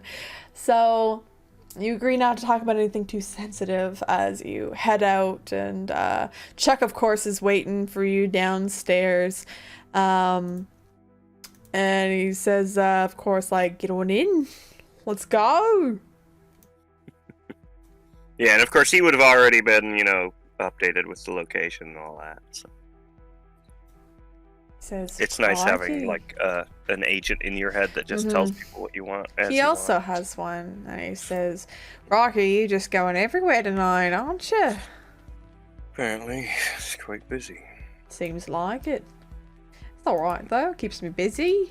Though, later on in the night, if you don't mind, don't know how late you want to go out or anything, but, Ray's is down by one of the pubs. Gonna swing by. Of course, not a problem. Perfect. Of course, if you need me, I'll leave and make sure not to drink too much so I can drive, you know. DD and all. Thank you very much, Chuck. Of course, of course. It's appreciated. Anything you need. But he kind of looks to Blyss and the others. How much later do you think we'll be out? Jack's the one who found the bug remover. Yes. So Blyss will look at Jax. Sorry. And-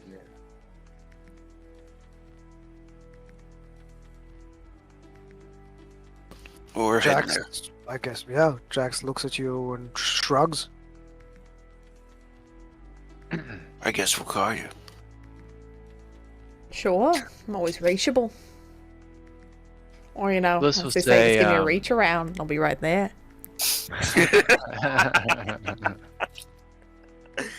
Blyss will say, are we aware that it's Ray's birthday or no? Yeah, you are. I think Nick's told you. Yeah, next let everybody know.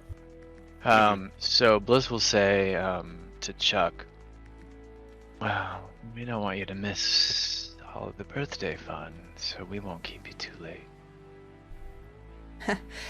Perfect. I appreciate that, Blyss, but I mean, boss man's the one that tells me when I can and can't work. But I mean, your sentiments are great.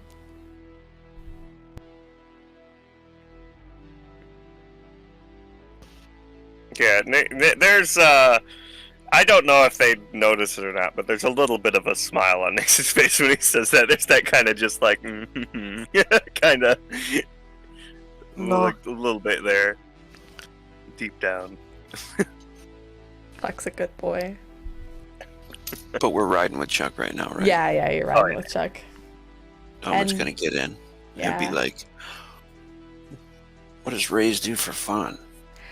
I mean, there's quite a few things that Race does for fun. Why? You want to, like, buy her a gift or something?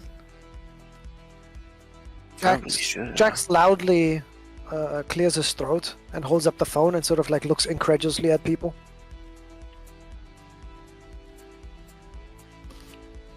That's a nice phone! You get a new one? Omen nods and then he puts his finger to his lips. You sucking on your finger? Yeah, I don't Nick is understand. happy to Oh, just keep it idle. yes, come on. Chuck has been told already by Aki, right? I think Chuck's fucking around a little bit. I'm sure. Oh my.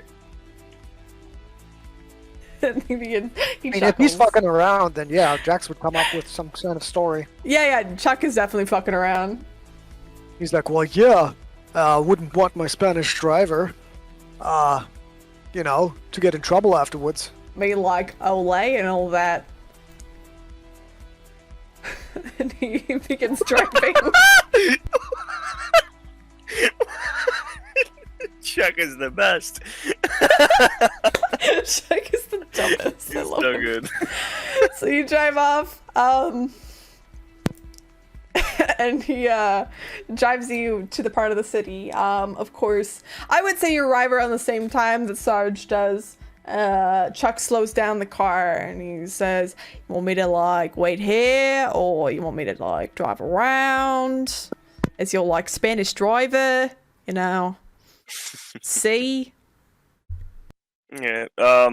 I think Nix will say drive around, but message him via internal, via Huda, to stay here, so that they think the person that we drove in with is left, if they haven't seen us at least. Perfect. Yeah. And Chuck will say right on. And as you like hop out of the car, he'll like rev the engine and make it sound like they basically like drive off and then they turn around and they park on the other side of the street. Perfect. They're just waiting there. I've texted him since then. Yeah. And, I've texted him and told him device is hot. We don't know if there's a mic in it. You don't have to reply. I know you don't like texts. You just see the agent respond, his like agent responds to you, but it responds with like a thumbs up emoji. Yep. The agent does.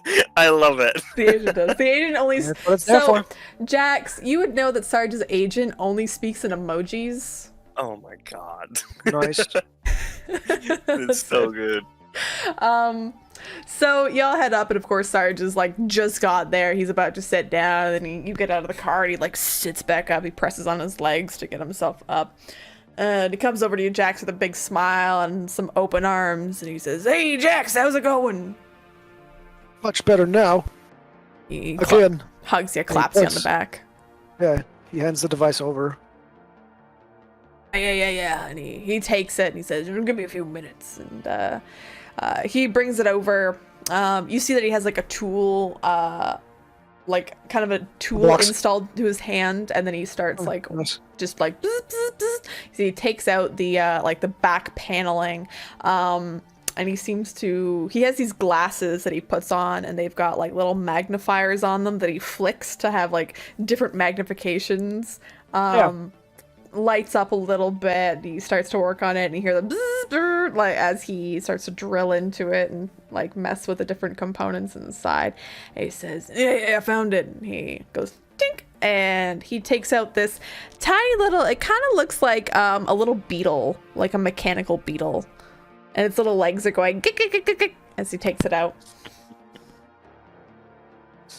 And he says, "You want me to like?" And he makes a crushing motion. With kind of one of his like other hands. Jax will look at him and do the like point at his ear, or point do like a circling motion, a location motion that he knows from the military. He points to his ear, but then he points to the phone. He's trying to signal that it records, like it listens to what is like if there's calls on the phone. Got it. Jax thinks about for a second if he could, somehow attach it to a flushing mechanism of a toilet and just listen to that. But he sort of texts back to our group chat and says, "It's made to listen in on things. Do we just crush it?" Blyss will say, or will reply, via text. Can he put it in a different phone? Good idea. Or track it. Because I have another phone we could put it in, and then we can use that other phone to, I don't know, make shenanigans. Blyss will text. He'll add in. Is there any way for him to track it back, or? No, Jax types no. It's just to listen in. It's not a tracker. It's to listen into calls. So we were actually safe the whole time, right? If I understood that correctly, Matt. Yeah, Sarge gives you a thumbs. Yeah, he says, "Yeah, it's fine if we talk out loud. Don't even worry about it. It's just to record incoming calls. Like, not record, but like, stream them to another phone, probably." Oh, Yeah. so if we turn it Like a on, repeater. if we turn it on and use it, could we reverse track it? Only while it's on, yeah. Oh, so we could while it's on. So Blyss will say, so it's not listening to us now, and it's not tracking where we are. Nope. Very good. Maybe he wanted to know what your other contact will tell you in that call coming in tomorrow. Makes Yeah. sense. Or I wonder if he put the bug on it. Or if he received Regardless, the phone. we could make a phone call if we have it installed in a different phone and have whatever kind of conversation we want. True, but if they realize the phone number is compromised, they may not call tomorrow.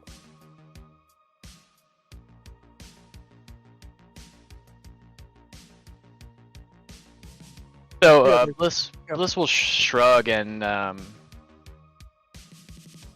say, do whatever you think is best. I couldn't say for sure, but I can at least have Rays ready tomorrow, like I said, to help through the process. If we can track it back during the call, I think we probably should.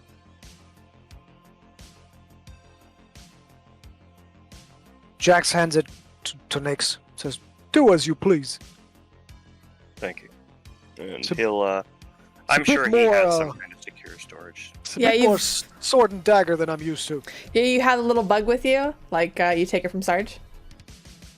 He'll put it like a little plastic baggie for you if you want to take the bug with you. But he'll fix up the phone. He'll put it back together. It turns on. It's fine. I'll give him the spring rolls and the sake. Yeah, he smiles and takes it, and he says, "Hey, thanks, man." No, thank you. What do I owe you? 180, son. You got it. Let me. Yeah, you pay Sarge. Guess Okay. you're Not. Blyss does, Thanks. unless Jax wants to be, insistent. No, he says, nice. I'll pay Sarge. Owe my life anyway. It's fine. Says you know it. I do. Don't forget it any day.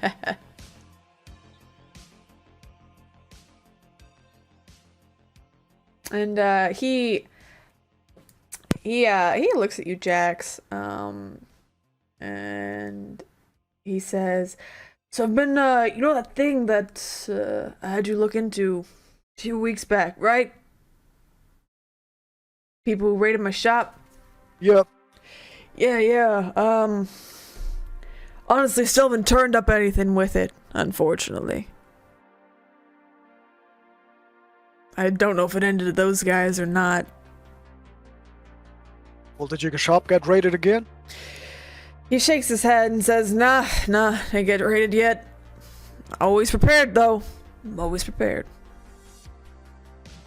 Yeah, if you want some, I don't know, some money so you can put in a turret and some sort of net architecture or something I read about, let me know.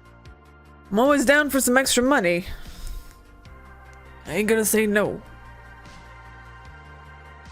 Yeah, let me know what your plans are. Sure, gonna spend, gonna spend it on some upgrades, the money I have, and go talk to a doctor about, the shit we did back then. Says, perfect. Well, I'll get some plans drawn up and then I'll let you know there, Jax. Ooh. Says, you're a good boy. And he, Friend pats Nix you on the here is shoulder. good getting stuff, right, Nix? Of course. Yep. If there's anything you need, just let me know. Perfect. I believe you have perfect. my contact. I think I do there. Think I do. I may be contacting you as well about some munitions, so. Well, I am always available if you need me. And, I might, depending on how this goes, might call on you a bit later. Looks at you, Jax. I need some, help with some extra stuff around the shop. Sure, man. Hey, wait. And Yeah. he pulls out of his duffel bag. So, did I show you my Militech Dragon I bought just a few weeks ago? I mean, No, look at this thing. let me look. Essentially, it goes into this whole sidebar of Yeah. him showing him the under barrel grenade launcher and the targeting scope and all that kind of stuff that he put on. Yeah, Sarge, whistles, and he says, whoo, Yeah. boy! This, reminds me of our days back in the, military. There's some of the heavier equipment that we used to shoot. That's right. Slowly crawling my way back up to proper gear. Those were the days, weren't they? I want those arms back, but I don't think there's a chance in hell I'll get them. Probably not, but, man, shit was so less complicated when you just had someone to shoot right at, instead of all this fucking mess in the city. Yeah, shit, man. You gotta pay taxes now, right? Don't pay fucking taxes. I don't pay I don't know. taxes. I didn't fight for this country to pay taxes. That's right. Taxation is theft. He points at you very pointedly. He's like, yo, man, I agree, man. And he continues looking at your gun. What are the three of you doing while these two have a little bro out and they're talking gun shop? This is big gun. Look at this gun. I mean, Nix kind of looks to the other two while they're talking, and so then, the call will be taken care of tomorrow. I'll have Ray's all set to receive it, and or well, track alongside it. Hopefully, we'll see what she can do. After that, well, what's the plan? What day of the week is it? It's Monday. The 5th. You probably have a concert this weekend. Honestly, I'd I assume. could use some time to heal up as much You're as I'd rather hurting. not. Wheezing a little bit, Nix. You've done a lot today. Yeah. Why do you think he was so glad to sit down and have some sake and noodles? roll me a d10, please. Ooh, yeah, Let's see if sure. you like pulled some stitches and now you can't heal for today. Is that your body? I think it is. It's a little bit over, over. yeah, Yeah. it's So one over. you've hurt yourself today. Yeah, so you he's- can't heal he's today. You're like, ow. Yeah. This is not a Yeah, low so he's energy gonna day. need time. He's definitely gonna need time to heal up. I mean, Mm-hmm. he clearly looks physically quite tired. Like, he's usually very sharp and alert, and even now his eyes are kind of starting to droop a bit. What time is it? think it's I'd say it's like later in the evening. When was your reservation? I think it was like 9. 7. right? Was it 9? I think it was like 8:30 and 9, right? It's like yeah. Oh yeah, it was 9. I'm dumb. So it's 10 now. Yeah. Well, it's 9 o'clock. So it's about I'd say it's about 11 at this point. That makes sense. Drove over, he did all this stuff. Yeah. Is that roll? That roll's not a great success, is it? Why are you rolling resist drugs and torture? I was rolling to see if Omen is like horny. Or if he needs some Oh,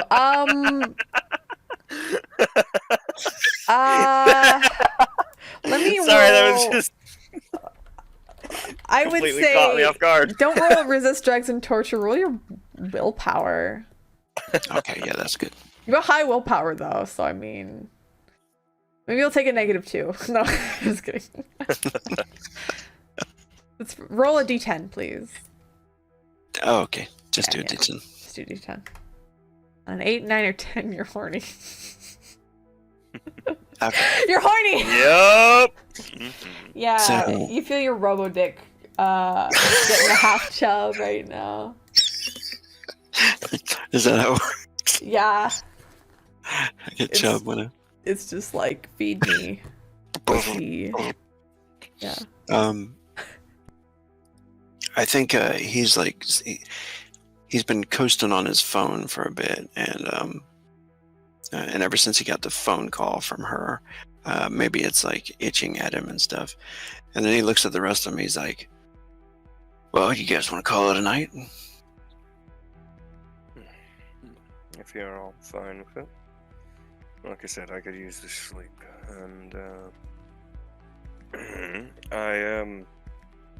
It looks like he's clearly having a bit of a struggle, but he seems to have something on mind.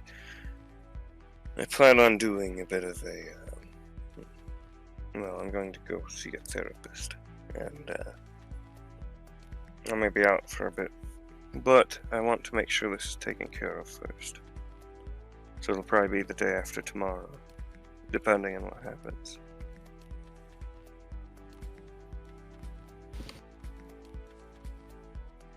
What do y'all plan on doing?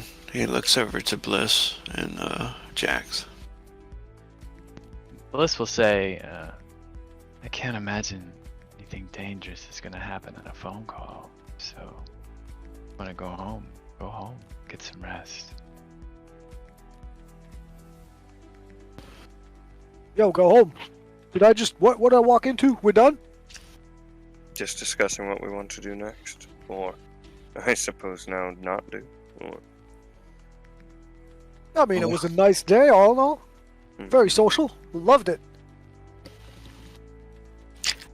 I'm kind of needing some ass, so I might call that girl back up and, What, Octo?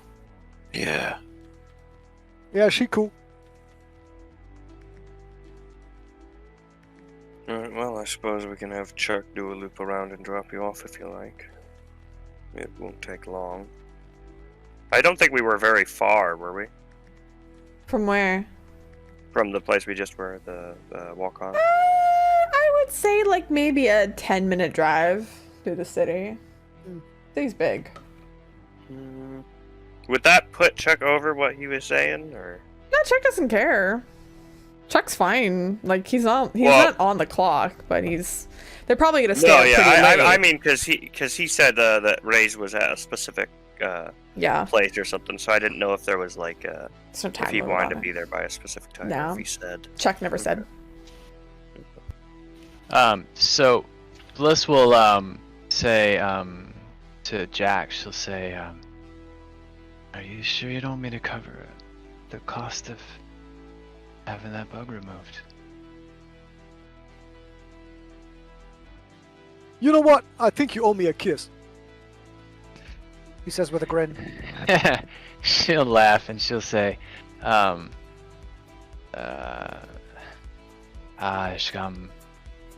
sure it's just a kiss? And she will climb up on his lap and, entertain him for a couple of minutes. Out in the open. Oh man, no. I didn't mean sex. I just meant making out. But you grind it all up let on your him imagination outside. go where you want. Omen's probably watching and being like, "Oh, we fuck could yeah. just take Blyss back to the house Yeah, I was gonna say, I was like, and get this trouble on." And Blyss says, but what about your waitress from Wok On? What about her? Not too late to pick her up. Hey, that's Yeah, a good idea. You're not wrong, but that's like, and he points at his left arm. That's like this arm. It doesn't have hardened shielding. This arm here, that like arm, got hardened shielding. And then he stops and he's like, trying to make a compliment, but I suck at it. I'm saying, why go with poor quality stuff when you can have military grade weapons? I guess. Yeah, Blyss does not let him finish explaining. She just covers his mouth and kisses and says, Astratam. And Well, that's the makeout session intensifies. And, Out in the open. You two are making out. Omen's getting tight pants. Nix's ribs hurt, and Chuck like peeps out the window, and he's like, "We going? I mean, like, I'm fine with you two like making out in the streets and everything." But no, y'all are still. You never said you were going back in the car. He's just like, I mean, like, I'm fine with waiting and stuff, but this is a little bit too like heterosexual for me. So let's get a move. Let's get our trouble on. Yeah. all right, I'll head back in the car. And Chuck drops you all off back at Nix's place. And drives off into the night to go party with Rays. Red Queen, fuck Palace 2000. Hell yeah. And Nix is just like sitting there on the in his bed lying down. Nix is, oh my god, he is out. The second he hits that fucking bed, he's gone. And just in the next You room. could wake him if you wanted to. I mean, have all the fun you want. This is the time. Jax actually brings you a cold towel and puts it on your wounds. Oh. That's He nice. says, been there more than once. It'll heal quickly. Yeah, thank you. Sleep tight. Of course. Enjoy yourselves. Yeah, I'm just gonna go ahead and mark off another dose of Smash because it's time. Yep. She was a good girl as long as she could be. Now it's time to do drugs. Drugs. Smashy smash. Smashy, smashy, smash. Alright, we're gonna move her. And we're gonna pan back to the house. with y'all just vibing and having sex together, but we'll skip all over that and fade to black. Okay, don't fade. Don't fade. I'm close. Don't fade. There's hand Details. holding. Details. Deets. Who sticks what in where? The answer like is a yes. The answer, I was just gonna say. The answer is All yes. of the above. It's like a Amazing. seesaw. God. It's like a seesaw. This is- Oh my god. This is too heterosexual for me now. Oh my god. So, y'all end up fucking the night away while Nyx sleeps semi-peacefully next door. Is there anything you want to do before 5 p.m., the phone call? During the day? I mean, I definitely think we'll want Ray's to try and trace it. So I'll make sure she knows ahead of time and try and get together anything she might need if she doesn't have it already. How early are you calling her? Well, she was partying. It was her birthday yesterday, so noon. Noon.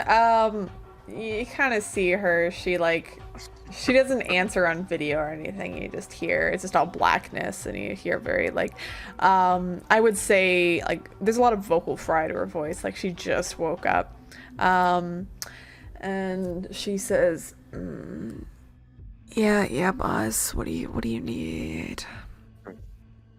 Feel free to get some more sleep. I imagine you'll probably need it. But if you could pop by around 5, we have a bug that I was hoping you could try and trace when we make a call. Yeah, I can definitely, I can do that for you. 5, you say? Yep, 5. If you could be here about half an hour before, that would be great. Yeah. Yeah, you hear idle itching kind of in the background. And she says, yeah, I can do that for sure. Alrighty. Thank you. I'll see you then. Yeah, you too. And she hangs up.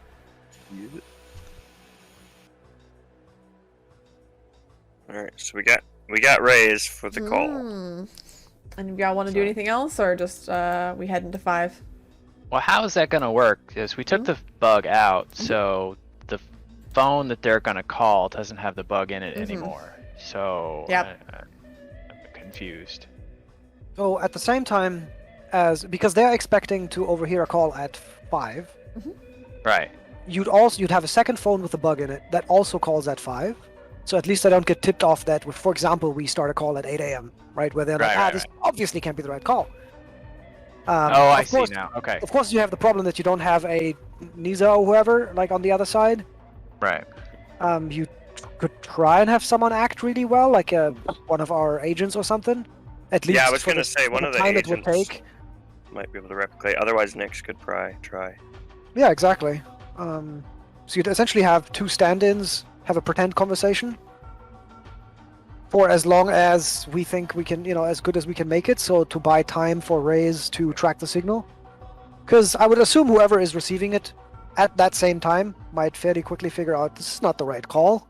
Let's disconnect. So, I don't who are know. you getting to do this fake call? If you're going to be doing it. You can have 2 agents just talk to each other. But the only problem is you have to hook it into the phone with the agent. Because agents can't be transferred to disposable phones. But you could put the agent on speaker and have them talk that way. But then you'll have to call the phone. You can call 2 disposable phones to one another and then just put your agents on speaker and have them talk. Yeah. It's jury rigged, but it could work. We can actually pre-record both ends of the conversation from both sides, right? Oh, fuck, you're absolutely right. That's a good point. One person just needs to Well, pretend and to they be can analyze your Nisa or voice and replicate it and replicate you. I mean, you can literally have them answer your phone as you, right? And most people can't tell the difference. They don't know who actually answered. A lot of people's agents do that normally. I mean, it specifically notes a lot of execs do that. Oh, interesting. Yeah, in that case, we could at least have Blyss be copycatted. Yeah, And then some other generic woman that we think could be Maybe we have a recording of Niza or whatever. Nizo, whatever her name is. Nisa, no, I don't think you have a Nisa? recording of Nisa. Hmm. Unfortunately, it would have to be Blyss, like, trying to remember Nisa's voice. It's been a while. How many years has it been? Yeah, it's been at least 2. Mm-hmm. And she's been in prison this whole time, so. I mean, What? Nick, I guess I would RP this. Sure. Omen probably standing there in not many clothes, probably his boxers with a cigarette, and says, "What is this guy so interested in this phone call for? What's he gonna get from it?" Well, guess there are Night City PD is curious why someone would go through so much trouble to get a phone call to me from inside prison. So they must think that there's some way they can work that angle. Might be some big news, huh? Yeah, I'm surprised they don't have the phone inside the prison just bugged. Seems easier. Could be a different court. Who knows? Could be a privately run prison. I don't know. Yeah, so Blyss will say, yeah, I don't know much about how the prisons operate, but Jackie certainly made it seem like someone had gone to a lot of trouble to make this happen. Oh, information is power, Sarge says so. Even just listening in to figure out what you are going to do, or what you're going to be asked to do, who knows, might be, valuable. That I would definitely use anything he can for leverage on you, I guess. Especially if he thinks I'm his source for crab rave. Through the day that stuff ever came into our life. Well, all of that's gone now, isn't it? And he got the last of it. Does he know that? No. He wanted me to get him more. You told him you couldn't get him more? Yeah, I made some vague excuse, but he didn't care. Well, that's information that we have now. We know something he wants.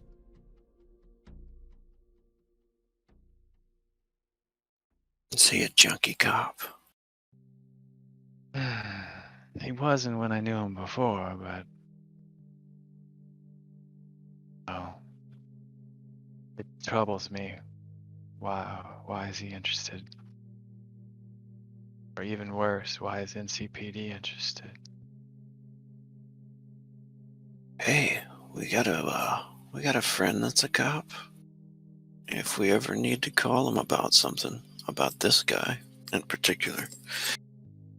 You hear a big bloop, and on kind of the window screen that is inside Nick's apartment, you see Huda pop up, and she says, "Hi, did you want to do some voice recordings at all?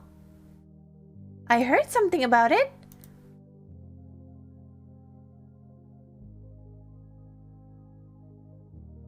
She looks to the four of you, and she says, "Did I come at the wrong time?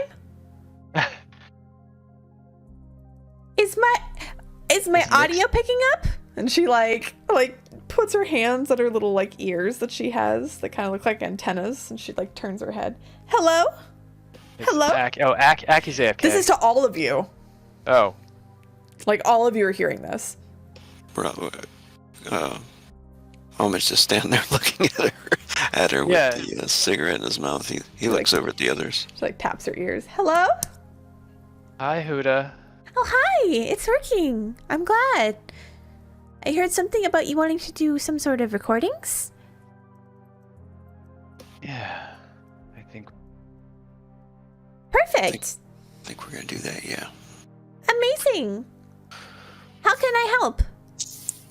as soon as Nyx is out of the bathroom, oh, well, I guess all we need is your voice, right? Yeah. I mean, if you like, whatever I can do to help. I've been living here for almost a week now. Does Huda do this all the time? She sometimes like pops into the conversation. She seems like she wants to be part of things. Okay. Like, she seems maybe a little bit lonely from time to time. But she seems to always like listen in, so she kind of knows everything that's going on. Yeah, so Blyss will say, I guess we should script something. Have any Perfect. idea how long it would take to trace this thing? I'm not sure. If you'd like, I can contact Reyes. See what she says. No. Oh, okay. Hey, do you have any old messages or something from the other voice? The one who's calling? He says this to... Yeah, I don't know. You want to roll percentile dice or something? Roll me I've got an luck, old- baby. Oh yeah, D10. Is that under your luck? Yes. Hey. So, do you ask Neminem? Yeah. What does he have on file, or they have on file? So, Neminem pops up, of course, on your agent and says, "Hello, Blyss. Are you looking for old messages from Nisa?" Always know exactly what I need. I do. I try to keep track of your vocal patterns to understand when you are stressed, or worried, or hurt, or hungry, or horny. By now. You are currently curious and worried. Gold star. I do not think horny. gold stars are a currency, and I do not use money. Dogecoin. Perfect. Yeah, so, Blyss would say, so what do you have? So she, or Neminem goes to like their files and they pull up probably the only voicemail that they have from Nisa, and it was a bit ago, and I think it was Nisa had left you a message, and it comes through, and you hear on the other end. This About is to go kill some cops! this is the first time that you've heard their voice in a long time, and it sparks your memory as the first time that they had actually called you. How did you and Nisa meet? I think out at the club, because remember, yes, you probably, why would you know this? Yeah, so Fidget was very, very much into activism, so Blyss would always go to, protest rallies and stuff with Fidget, so probably they met through that. So, like, after Fidget's passing, Blyss would have continued the activism work, probably with increased fervor, because that's what you do when someone dies. You pick up their hobbies.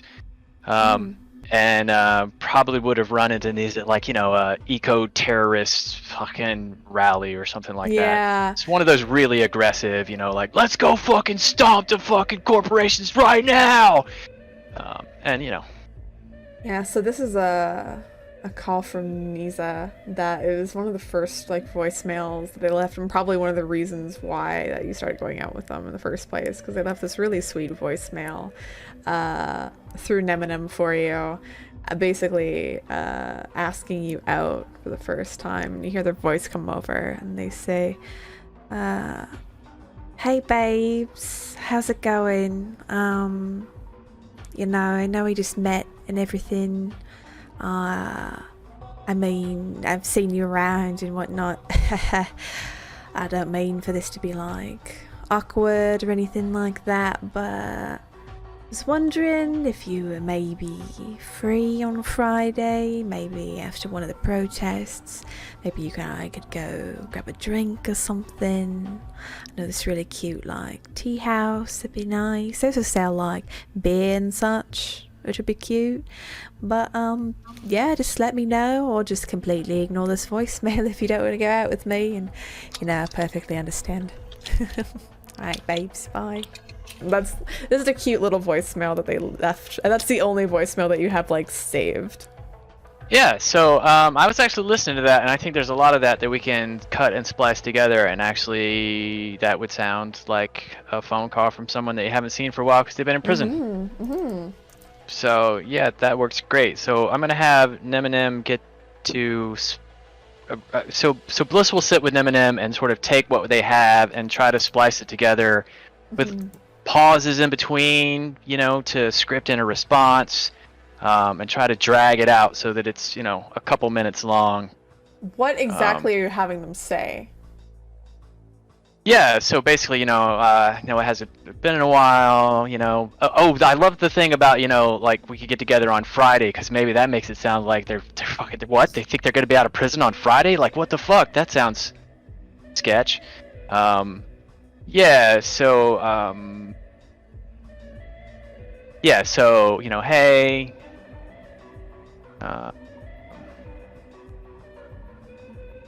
greeting, haven't seen you in a while. It's just reversing the words around, and then Ooh. wondering. You have an idea? Yeah, I'll take input from Omen. Is there any way with his musical talent to take this and mix it up for it? Yeah, make me a composition check. Oh hell yeah! I was gonna say, doesn't Omen have voice synth as well?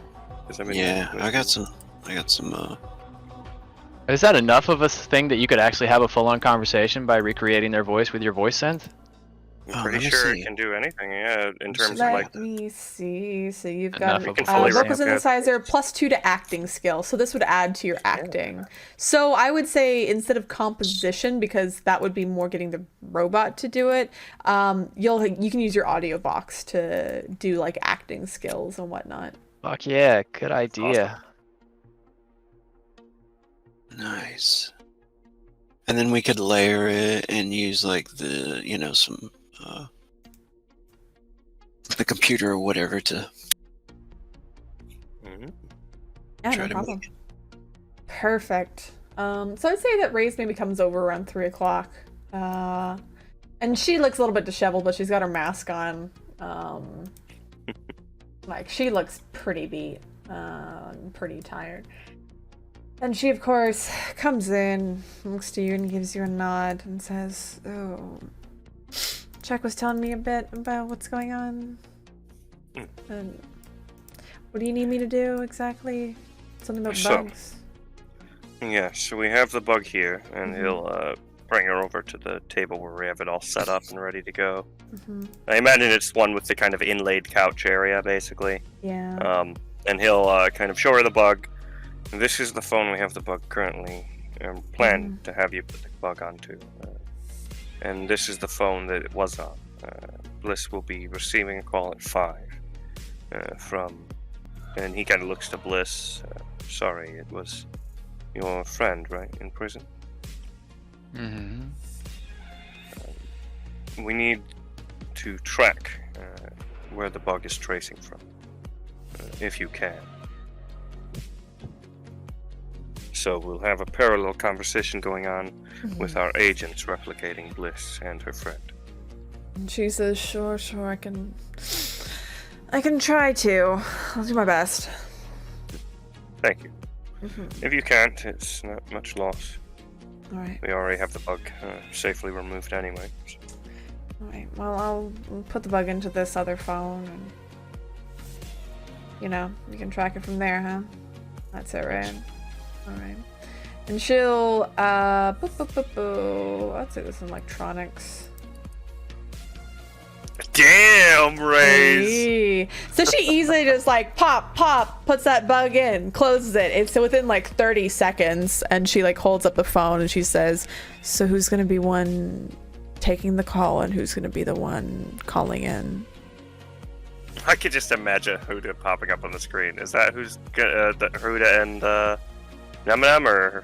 who do you want So to it'll do? be Omen. Omen's imitating Niza, I think it is, and then Huda's imitating Blyss. Amazing.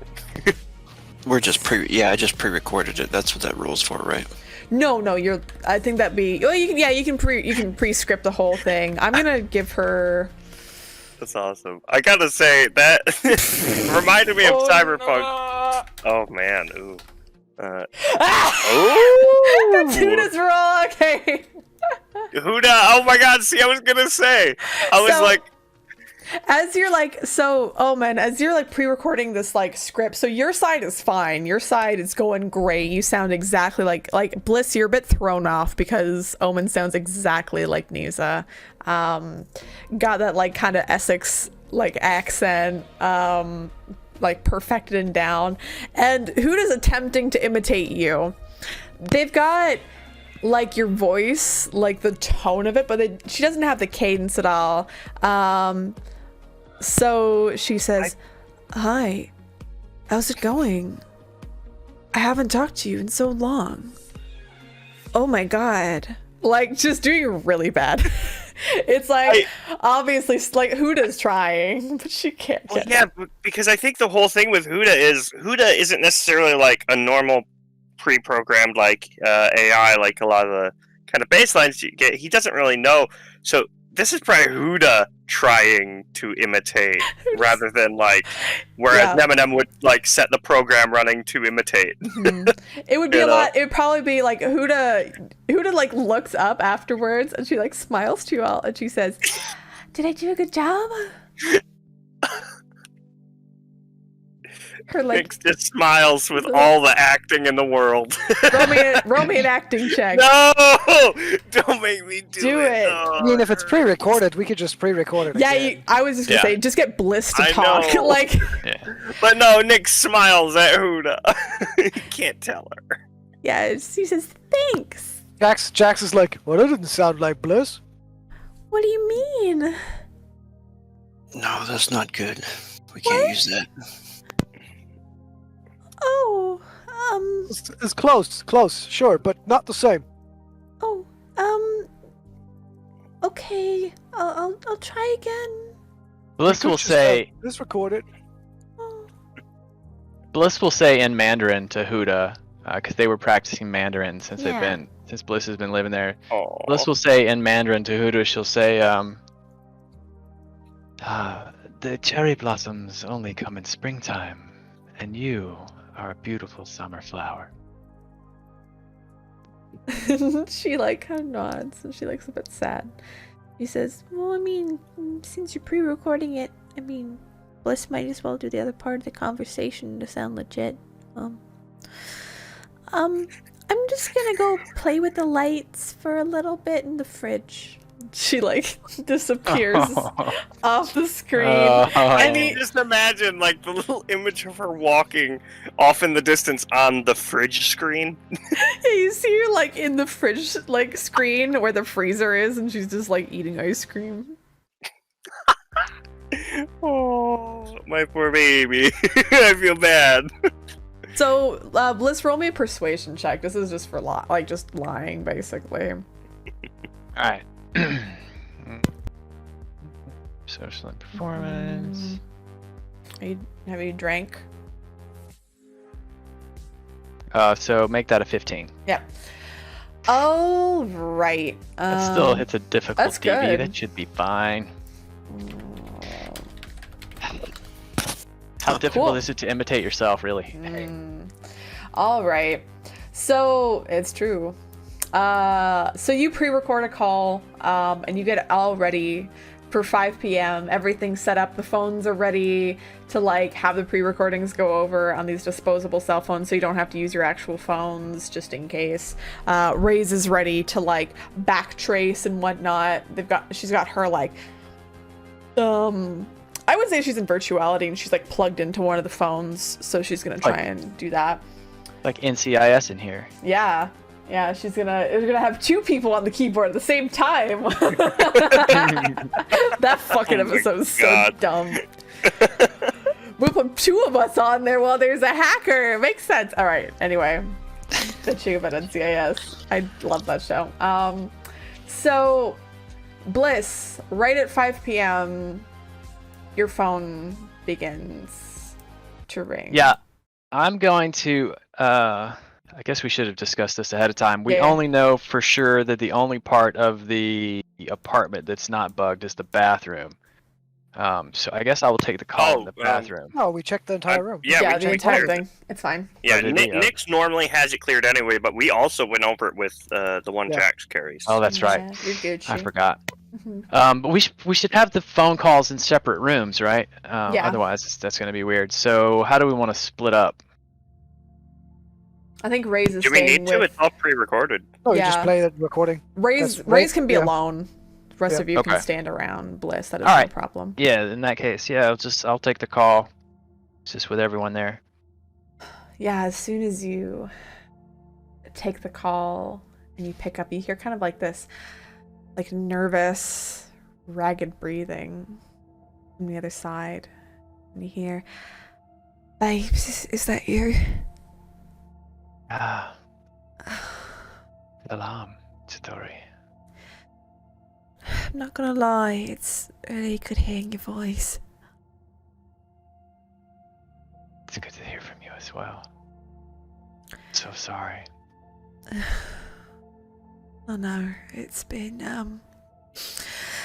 rough in here. But I don't have a lot of time. I need your help with something really bad. All right, what do you need? Look, you're the only one that I know has the means to, I don't know, get me out of here. Look, there's gonna be a transfer right now. They're gonna be transferring me and some of the other prisoners from the Iron Keep to some sort of like offshore hellhole. I'm pretty sure I'm gonna fucking die there if I don't get you to help me. What can I do? Right, so next week, Wednesday, there's it's gonna be a caravan, I think. It's gonna take us and move us from the Iron Keep to, I don't know, not up in Marina, but I think right near Pacifica.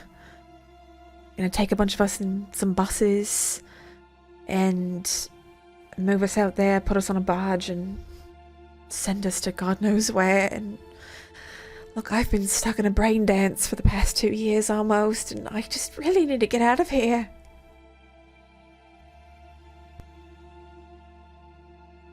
How will I know which bus you're in? I don't know even which bus I'm gonna be in, but I need you to help me. My friend, get out. His name's Bozo. He, oh, no, fuck. It's not Bozo. His name's Bandsaw. He's got the money for it. He'll pay you. I'll pay you. I just need you to get us out of here and get us somewhere safe. And he'll contact his friends, get him to pick him up, and be done with it. But I need you to rescue us. It's gonna be hot. It's gonna be real hot going in. It's gonna be a lot of guards from what I know with the transfers and everything, but I need you to get me out. I mean, you owe me. Liz will say, I do owe you.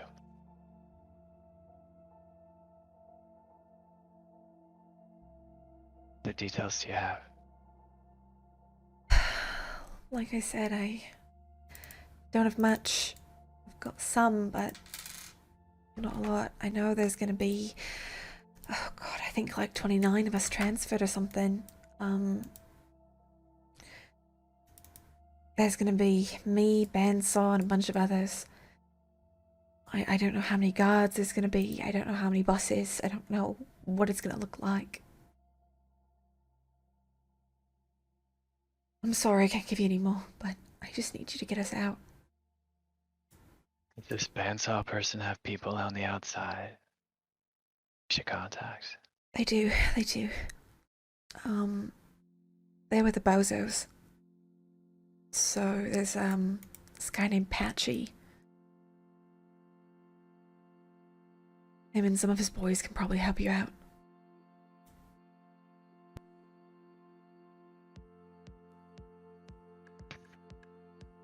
Alright.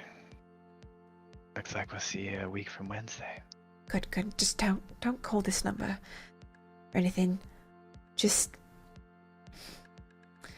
we're going about noon. It's on keeps out by the Badlands. I just need you to get there. It's gonna be hot and heavy, and you're gonna kill a lot of people probably. But just get us out. That's all I need you to do.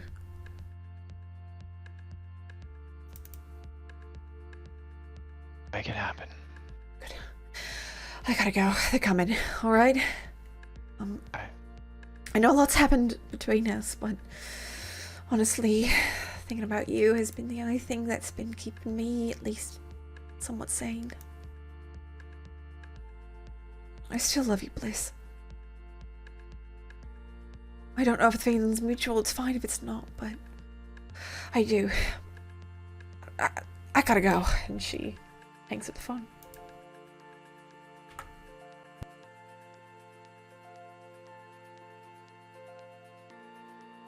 Sure, let me bust you out of jail.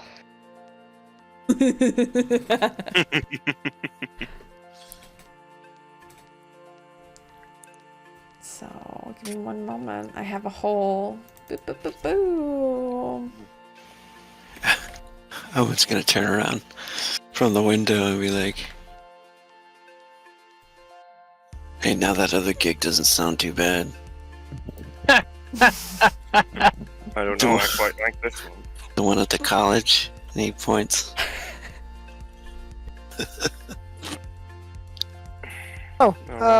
Biotechnica might fuck you up more than whoever runs the prison. If you cut into their profits far enough. Oh yeah. He nods. But this is gonna be an armored vehicle with a bunch of cops. Oh, were we all listening in? Oh, I I'm assume. assuming you all did. Oh, okay, that's nice. Yeah, the conversation was had in the open. Hmm. Well, I mean, I Yeah. guess, yeah. Certainly Strax heard would have been my side of polite it. enough to offer to have the call privately. Yeah, I debated it, but there didn't seem any point to Blyss. Nice. Because again, you were only hearing her having the conversation, right? Yep. Um, I mean, you could have had that conversation in a different room privately. It's fine. yeah. You could have it on speakerphone too, though, I guess, right? So Yeah. everyone could have heard. Yeah, no. Let's just move. Let's just go with we all heard everything. Yeah, I think that's the right choice. Yeah, Jax will say, "That sounds extremely dangerous and a little stupid." Blyss Yeah. just nods. Yeah. Oh. She does, but then as she lights up a cigarette, she sort of clicks one fingernail against her teeth, and she says, "Don't we know the bozos?" Yeah, we do. They're fucking awesome. Yeah. And he tries a bad imitation of Bozo. Cocaine. Yeah. She says, and if I remember correctly, they're all completely insane, right? Mhm. Hell yeah. Completely. Why do you think they would help? It's their boy that they're looking to get out. Bandsaw. Oh shit, we might actually have a chance then. Yeah. Mm. We might not have to do any of the heavy lifting. We could certainly use them as a distraction if nothing else. But How I about already Leora? have an appointment set with Sarge. I'll get some munitions. When is this happening? Do we know? Next Wednesday. Next Oh, Wednesday. Perfect. But so Blyss will stand up and she sort of holds her hands up and she says, "I love the fact that you're all willing for me, for someone that you've never met, to smash over a bunch of prison armored vehicles. But is this something that we really want to do?" So who runs the prison? Like, who would be running that? Is that outsourced, for example, the transport? Like, what do we know? Give me 1 sec. I have to see. Oh, stupid sheets. I mean, regardless of like what prison or anything it is, there's when Blyss kind of looks to Nyx, at least there's this kind of weird fervor about him about the whole thing. There's this almost kind of setness to his jaw as you've kind of broached the subject, as he mentions, he's already got an appointment with Sarge, and he seems to be, you notice the Chiron kind of flowing across his eye quite rapidly. He's definitely doing something. Of course, I don't see why we wouldn't get your friend out. And, I mean, Omen knows for a fact that Blyss hates fucking lawmen. So, blowing up a bus full of pigs, he's all for that. So the prisons themselves, from what I understand, so these are like, they're by the city. So it's like you would be going against like some of the NCPD in this. Maybe a deduction check. Anyone? Yeah, sure, why not? I'll do it. Yeah. All or just one? If y'all want to do it, if you're thinking about it. Ooh. You know what? I'm gonna want to give to Omen. So Omen, you're like thinking about it, and then like kind of things click. It's just like, okay, so Niza wants to be taken from the prison. And it's like, that must be why the phone was bugged, to see, for one, how she got it and why she's contacting Blyss. Most likely they were trying to find out, like, if there was going to be some sort of rescue mission, like, how it would go down. Mm-hmm. You think that Jackie is trying to set up Blyss for some sort of takedown. Yeah. I kind of figured that as well. Yeah, unfortunately. They're gonna know what day it is. I mean, they're gonna be doing it, right? So they're gonna know what day it is. And Well, you think that the bug was there to find out what was going on. So they might not know what is going on right now, but you think that's why the bug was planted in the first place. That might have been one of their worries, but now they have no way to confirm it. Basically. And I was thinking about this too. Since we didn't know this information, of course, we made a fake message of meeting up on Friday. I think is what we said, right? Yep. Ironically enough. So they're going to be expecting it to happen on a different day. Well, Nick's looking at it from like a bureaucracy aspect. I mean, it's not like this stuff goes through like really quick and easy. They can't necessarily put a bunch of extra guards if they don't have any proof that there's going to be any extra threat. So that's why they want that bug, is to be able to, put more shit on there if there is a threat on the transport. But now they don't necessarily know it's the transport that's in trouble.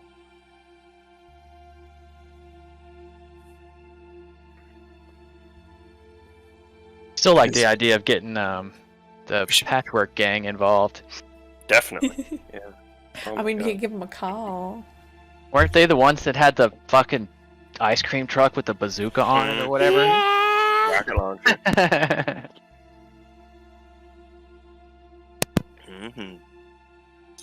Omen's gonna say,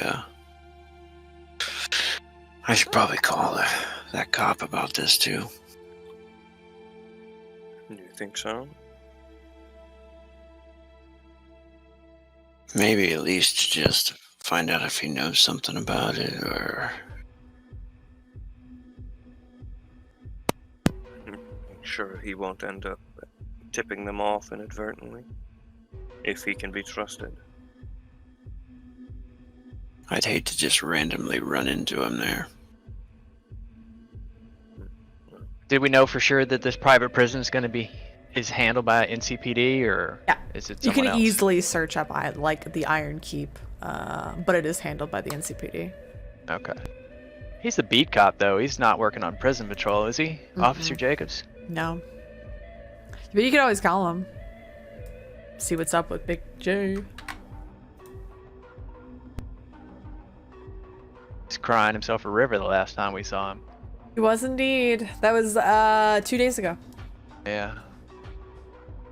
I'd rather not bother him, but if we need him for something, I guess we could ring him up, or if you guys come up with some other idea. Well, I mean, if you just call him to see how he's doing and be like, yeah, you know, you were feeling down, and I felt bad that we didn't get, you know, I had to run. Just checking up on you, bud. How you feeling? And if he just happens to drop, like, you know, like, oh yeah, I got this big thing happening on Wednesday, you know, or whatever. You know, you could even bite him like, you know, hey, you want to go get a beer on Wednesday? And be like, oh no, I can't. I got this thing. Because that way you just know whether or not he's going to be there, and would potentially be killing him. And Or not. next, I'll kind of actually look to Jax as well. And I suppose we should collaborate to try and find out the specific route and prepare. Perhaps you could go with me and help assess what would be best for the situation with Sarge. I was thinking perhaps even IEDs. Might be able to take out the first one and then disassemble the convoy. Yeah, I mean, unless, you know, Bozo uses the rocket launcher. Rocket yeah. launcher, whatever works to blow it up. Oh, what about mines? Exactly. Mines are great. Maybe we talk to some nomads. Technically, this would be a nomad job, no? Usually. Typically, I would imagine. All the cars we have is Bozo's car and your company car. We'll have to make some calls then. We know some nomads. Yeah, what's their face? Dom? I thought Dom was pretty awesome.